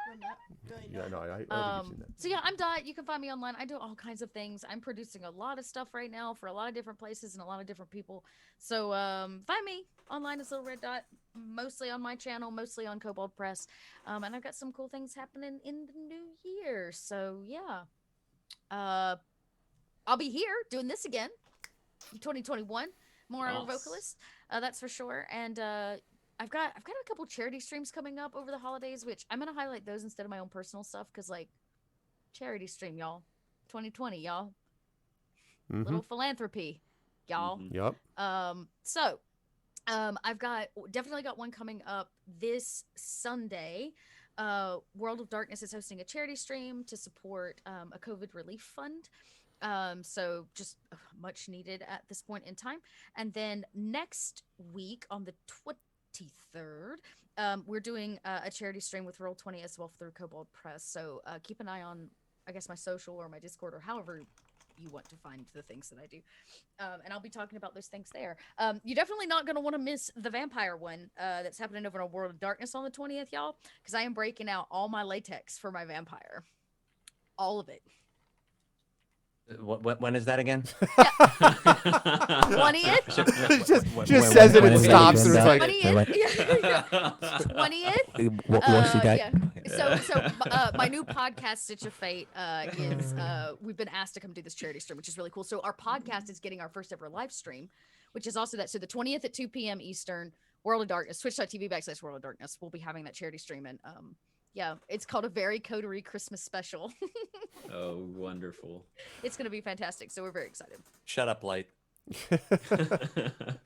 Oh man, good stuff, Todd. Thank you very much as well. Thank you also for a great 2021. And I want to say I've been doing this with all of my all of the things that we host on this channel. How much I have absolutely adored the Arvocalists this year. The humor and the fun and the talent, that's all reflected in what we do here. And we had obviously multiple things, not just Ace Attorney, but we also had obviously Paper Mario, Origami King, A Christmas Carol here. It was just great to share the space with these folks every month and to see the best voice team on Twitch. And that was wonderful. So also I want to thank Russ, who is a longtime friend of mine, even before the Arvocalists, Russ Guberman, who is not with us today, but is of course a member of the Arvocalists in fine standing, and you will see him back here after he gets back from the story in Hawaii. From Hawaii, exactly. But I really What enjoyed a terrible it. place to spend Christmas, eh? How it's so, I know, it's just like so. But anyway, it's great. And so I want to thank Russ as well for being a part of this. But chat, can we get some love for the amazing Arvocalists and guest star Trend? Trend, thank you for rejoining us for this one. But that is for this one, Little Red Dot, GC Darkside Rob, Zach Clay, and Trending Sparks. Thank you, everybody. Much love to you all. Have a wonderful Be Christmas, safe, holiday, be distant, Hanukkah, wear masks. Festivus, Kwanzaa, and I Be will smart. see you folks soon. Blessed be. Bye for now. Alrighty. And that is almost going to do it for me, except that I want to say two things, and then we have to do one thing I couldn't do in my afternoon stream. So give me a second. I'm just getting rid of that picture there. Where did that go? There we go. So let me just say this. There we go. First of all, I want to thank my amazing and awesome daughter, who I love with all my heart and soul, little Arv. I really am proud of her. Like, obviously, she knows what a wonderful kid I think she is, and you'll see more of her during the holiday stream. But she's a really, really sweet, wonderful kid, and I've always said that it's an honor to be her father. I continue to believe that. So it's been wonderful, and I'm so happy that she's done so well with Zach, and that Zach's done such a good job with him. I was gonna say she doing a good job with him. That Zach's done. Always find a time to call me a boy. No. I know. I'm talking about the other way around. You doing a good job with him.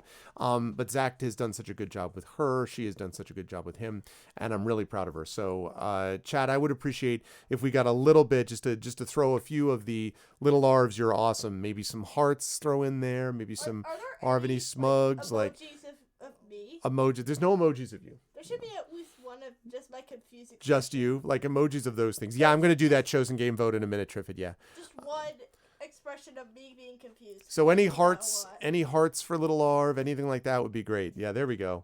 We got some now. We got that. We got Get Hype. We got little Arv. We got Arvany Roar. We got some that from Arudino. We got Ballstick with other kinds of arts. Little Arv is awesome. Little Arv, I'm always a fan. That's Garlic Tofu. Confused Face, I dig it. Thank you all. You've really, I said this before, I started streaming in 2011. And the first time that you saw her on stream probably was like, I think I started maybe 2012 is when, 2012 I started streaming. Probably 2013 is when I started to use a webcam and that you would have seen her. So you've basically known her since she was about 5. And 7 years have passed, and now you see this going to be a teenager next month. She turns 13 next month, and she's going to. That's what makes you who you are, my love. And she's going to be in 8th grade next year. So super proud of her, love her very much. And now I want you to go get ready for bed. All right. Because yeah, so we're gonna do that. Trending with the cheer. Thank you, Trending. Thank you, Trending. Thank you, Trending. Thanks, Trend. Thank you, sweetheart. So you're gonna start getting dressed? Get ready for bed? Yes. Okay. All right. So the other thing that I wanted to talk about was also that's little Arv. That's little Arv Light and Passion, but Mini Arv is my son, and Mini Arv I also love dearly, but he is with his mom, as half of the family I told you is right now up in Connecticut as we're going back and forth doing this whole house thing. So we will see how that all goes down. But we do have one of the turn to the dark side. I know I keep hearing that, Jay. At some point that prediction is going to be true. We'll see when that happens. So that is going to lead us now to the Chat Chosen Game of the Month vote. I wanted to do this earlier today, but I didn't have the chance. So all of you are going to get a chance to vote on this, which is going to be the game that we are going to play in 2 weeks. Actually, it's still Tuesday, so that counts. In 2 weeks, this is going to be the game that I play. So let me fire that up. There is Arvbot, and there is Arvbot. Okay, so the question is, what game should Arv play this month? All right, chat. I will take one nomination per person. I will take the first 6 nominations. So what is the game that we're going to be doing? What game? World of Goo is Trendane's nomination. Light and Passion. No, not yet. Okay, so we've got World of Goo. I need 5 other nominations, or at least a few, nominations for the game that I'm going to be playing in 2 weeks. I reserve the right to veto games that I've already played, or I'm going to play anyway, or that are horror games that I'm not going to like.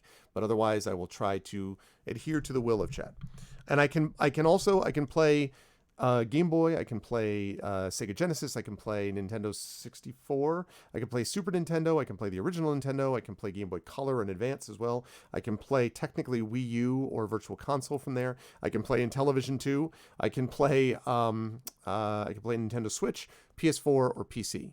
So, Last Epoch. I think Lone Wolf, you nominated this before. What is Last Epoch? Rain City. What is that one, Mrs. Dunsel? Path of Exile. I mean, I'll do Path of Exile if you want. That's not a big deal. Bear With Me. What is that one? I don't know a lot of these this time. Last Epoch is an ARPG. Okay, cool. What's Rain City and what's Bear With Me? Lamplight City I'm going to veto because I've already played it. I already tried that on stream and I might come back to it at some point, Shadow. It's on Switch. Growlancer 2. Ah, shoot. Sorry, Rob. What's Bear With Me live suing? Because otherwise Hades is not bad, but I'm out of room. Do you mind if I put Hades instead of Path of Exile, Latent Passion? Is that possible? In fact, I think we even had the dev in chat, if I'm not mistaken. I think we had the dev in chat for Lamplight City. I'm almost certain. That's all good? Okay, so I'm going to substitute Hades for Path of Exile. Because... all right, so there you go. So you got World of Goo, Last Epoch, Rain City, Hades, Bear With Me, and Growlancer 2. Now, I'm going to open this poll. What I would like is everybody vote on what they would like. The top 3 vote getters are going to end up in the final vote, and that is going to be what you'll have a chance to vote on over the next week. I'll close it during my stream next Tuesday, and then the Tuesday after that, the 29th, I will play whatever the winning game is. So now's the chance to get in your vote. $ vote space, and then the number you'd like. World of Goo, Last Epoch, Rain City, Hades, Bear With Me, or Growlancer 2. Get in your votes now. No, I understand that, dude. I'm actually wondering maybe if I played that on GOG once, but I know that I played it because Echo was a big fan of Lamplight City, and he had been trying to get me to play it. And it wasn't bad. I thought it was interesting. It was a little bit in that, Samaritan Paradox, not the Samaritan Paradox, but like Wadjet Eye, right? Wadjet Eye games. I don't remember what the hell it was that I played. Maybe it was Samaritan Paradox. I played some game by Wadjet Eye Games, and that's what this game reminded me of, Lamplight City. So, all right, we got Rain City with 2, Growlancer with 2, Hades with 2, and then we got World of Goo, Last Epoch, and Bear With Me at 1, 1, and 0 respectively. 3 votes for Hades. Oh man, Hades taking the early lead. But again, it'll be the top 3 that will go into this. All right, all right. all right, all right. God, that thing with the copper singing was killing me. Like, ah! Dun, dun, dun, dun, dun, dun, dun. Just like, what? Oh, man, I love that story. But that story is wonderful, though. I mean, like, it's moving. It's so great. Like, everything about that story, I think, is well done. You know, even the parts that people were like, wow, is that... It all works. Like, it all works. It really does. And actually, in the full unabridged version, there are these wonderful sections. Like, there's this one section where Marley shows up, when Marley shows up, where he's looking down at all of the people that he can no longer help. And all of the ghosts are basically swirling around, feeling terribly sorry that they can't help the poor and the destitute below them. It's really harrowing because it's not that they feel sorry for themselves, it's they feel sorry for others. So great. Really, really great. Okay, I'm going to last call this. Last call. Right now, it looks like we've got Hades, Rain City, and Growlancer 2. And I guess I would ask the mods if I could ask Arudinel or Shadowed or Jay or one of the, or Triffid or somebody, or one of the mods to put together the last poll, or sorry, the next game straw poll for me. Just in a moment here. Just in a moment. Change vote 3. Okay, we've got Rain City, Hades, and Growlancer. And you want to do $ change vote? I'll let you get that vote in, Rudnell. Oh, all right. Rain City, Hades, and World of Goo. All right. And oh man, see, I don't want 4 though. I've tried. Yeah, he's been trying for months. It's very true. I don't want 4. I want to drop this down to 3. So would someone be willing to switch over? Because I don't want 4. I only want 3 for that final game choice. I only want 3. Rain City and Hades are definitely going to be there. So really, it's between World of Goo and Lest Epoch that we're looking at. Yeah, I know.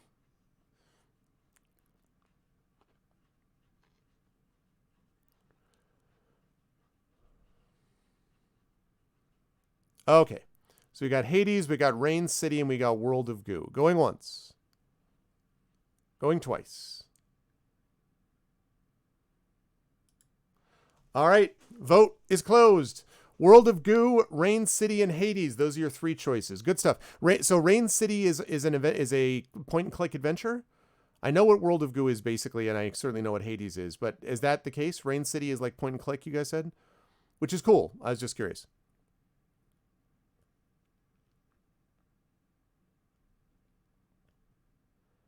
Yeah, thanks, Jay. But is that right? I think it's a good selection. Is that right? That's what Rain City is? I think it is, but is that accurate? But it's also rigged. So that's the straw poll that people should be voting on. That will be open until next week, next Tuesday. And then we'll have a chance. Oh, no, that link is the old link, Arudnell. So I just have to connect it up to Shadowed Mage's poll. That's all. Point and click. Okay, cool. That's cool. I will happily do that if that's the one that's on. So everyone everyone make sure you click on that link from Shadowed. And then that's going to be checked over. So there you go. So you got that link from Shadowed. That's the one. And he's going to switch it up with that one there. Oh, no problem, Rudno. No problem. So there is going to be the vote you're going to have. So you guys can get your votes in right now. Or if you want, you can wait. Just make sure that you do it by my stream next Tuesday, because at that point, everything turns into a pumpkin, as they say. So I know it was on Switch. Let me see here. Oh, cool. Warm picture book-like graphics and a story with lifelike animals. Okay, I'm looking.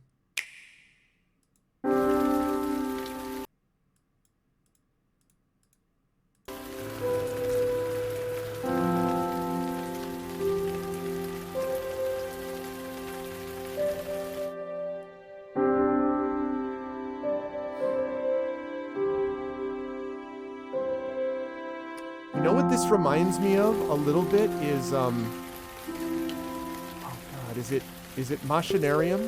What was the game with the robots that I loved? It was point and click. It reminds me a little bit of this style. What is the name of that game? Oh my god, is it Machinarium?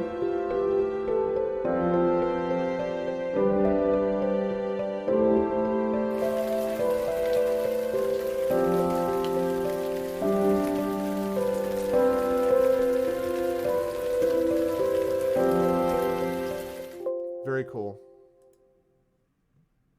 It was Machinarium.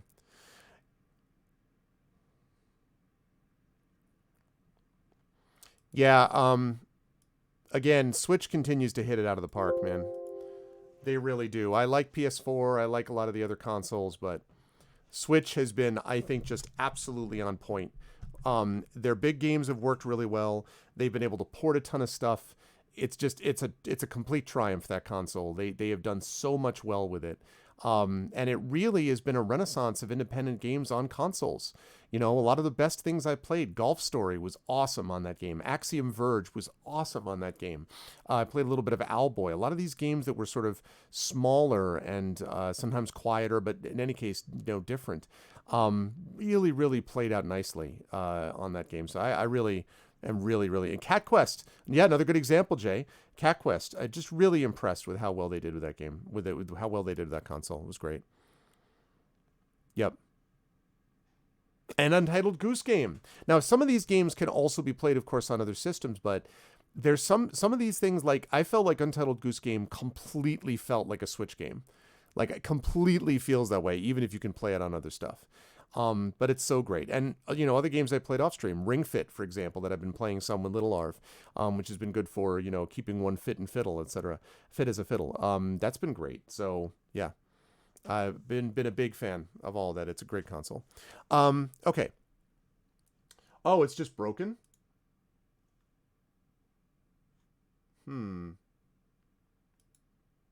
All right, well, we will get the vote in, I guess is the point. It's there somehow, so we just have to kind of link it up, I guess, some way. So stop Arbot and do that and do that. All right, folks. Well, that was great. Wow, what a really great day. Adventures of Middle Earth, Vaporum Lockdown, Christmas Carol. Awesome Tuesday, basically. So that is going to do it for me. We are going to do a raid, but that's going to do it for me for today. As soon as we get that straw poll up and working, we'll try to announce it in my Discord, and everybody will hopefully be able to be a part of the mix. My hair, which is all crazy and disheveled, because that's what this day was like, was crazy and disheveled and all that stuff. Yes, I think so. I think that's basically what we'll try to do, and I'll also hopefully be able to link it. Yeah, no, for sure. Go to bed, Arudinel. But thanks, man. And thank you all for being a part of this. This was great. I'm going to be off on Wednesday, off on Thursday. We will not have community D&D tomorrow because of some situation with just sort of streaming like locations and things like that. But community D&D will, of course, be back in January. So Wednesday and Thursday will be off. On Friday, we will have either D&D with viewers or we'll have Final Fantasy VII Remake. And then Saturday night, we will have the other one of those that we don't have on Friday. So, and it will be holiday themed when we have D&D with viewers, and that will be the last D&D session of the month. After that, it will just be video games. We still have my family stream, which is going to be Little Arv, Mini Arv, Mrs. Arv, playing a game together, which is always a highlight for me. We will also have a Game of the Year show, where I'll be talking about my games of the year that I played in 2020, no matter when they came out, and then another list of my top games for games that I played that came out in 2020. So I'll be putting that list together over the next probably, I have little bit more work to do with some story writing and stuff, but probably by the end of this week, I'll start putting that together so that by the week after, it'll be ready to go. And then we'll have a couple more of the Final Fantasy VII Remake streams, and that will close out a hell of a 2020, just an incredible year, and incredible in the not most positive way. But I will have a lot to say during my end of the year show about sort of things to keep in mind about how the year went, about what lessons we can take from this going forward, about, you know, what we learned, who we lost, and what we've gained along the way, and sort of being a part of that is going to be a big aspect for this. So I hope you will all join me for that, and that you will support us as you have been to this point already. So that link works. Let's double check. Oh, different straw poll. Okay, yeah, that's fine. So get in those votes. Get in those votes. Nice. So yeah, definitely you can use. There we go. Yeah, get in those votes. And I will look forward to seeing how what ends up working when all is said and done. Thank you for doing that, Shadowed. And thank you to all my wonderful mods. In fact, thank you to my wonderful mods as a whole. Thank you to Arudinel, to JRab, to Shadowed Mage, to Triffity Metz. Thank you so much for your wonderful modship. Again, as I always say, the mods are amazing. They're the best in the business. They are what makes it possible for this channel to work. So thank you so much to all of them. Thank you as well to my subscribers. Arudinel, JRab, Shadowed Mage, Triffid, GC Darkside Rob, Ballsteg, Lone Wolf, Mrs. Dunsel, Nix Play, Plays, Nixie Plays, Red Lear, and Trending. Again, and my Patreon supporters. There's so much that gets done behind the scenes by mods, by longtime viewers, and so on that people don't see. And that's the community that I really most value above every other thing that we do here. What I most value is the community, laughing together, crying together, being angry together, and being at peace together. That really is what makes the community what it is, and I'm enormously proud of what we've built here, and I want to keep building it. I want it to get bigger and to keep broadening it. So I want to thank the mods, because the mods really do set the tone, and I want to thank my regular supporters, because they make it possible for us to do stuff like, for example, have now a light panel, which means that you don't have shadows on my face. Now you can actually see my face, all of the face, and it helps everything look better. So thank you so much to everyone who's a big part of this. Thank you to my regular viewers as well, who are the lifeblood of this channel. Thank you to Arjum. Thank you to Aiden, Commander Root, Gorgar, Jagtris, Let's Do This, Host Raffle, which is totally not a bot.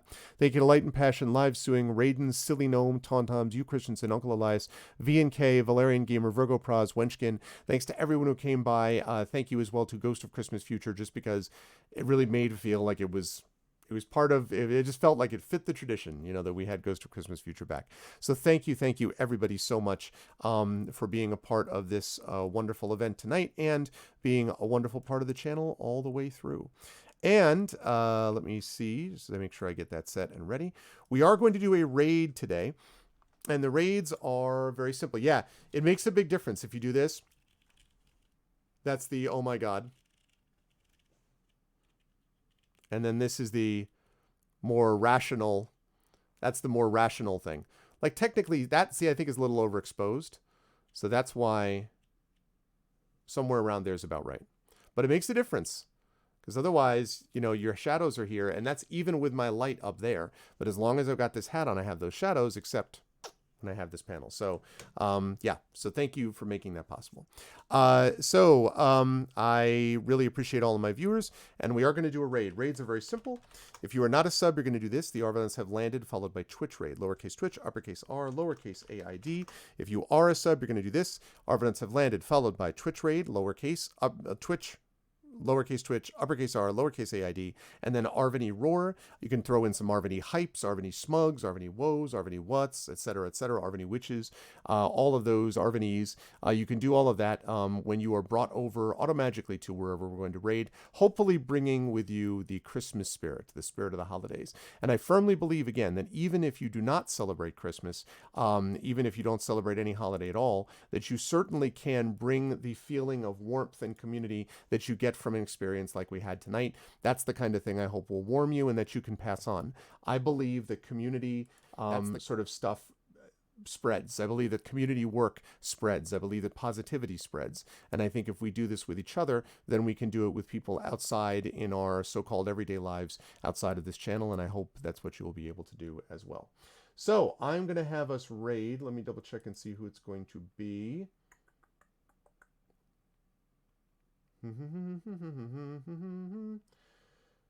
I know who it's going to be. I think, yes, I do. Yes, I do. Yep. Okay. I know who we're going to raid. So, I want to thank everyone for making this awesome again. And, yeah, please make sure you stick around for the raid.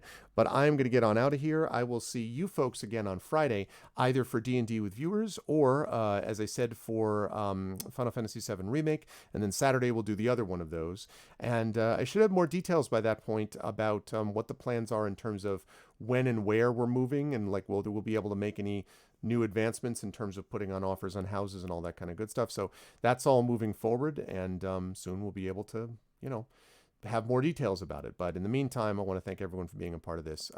Much love to all of you, and a special thanks tonight to the amazing Arvocalists, to, in this case, my daughter, Little Arv, who I love with all my heart and soul, and of course to the wonderful Arvocalists. Russ, we'll see you next month, and for everyone who participated today, Little Red Dot, GC Darkside Rob, Zach Clay, and guest star returning, Drendane Sparks. Thank you so much for the wonderful performance. And chat, thank you so much for being a great chat as always. Best viewers on Twitch, as I've already said. I'll see you folks on Friday. Until then, everyone be good to each other, and God bless us, everyone. Have a good night.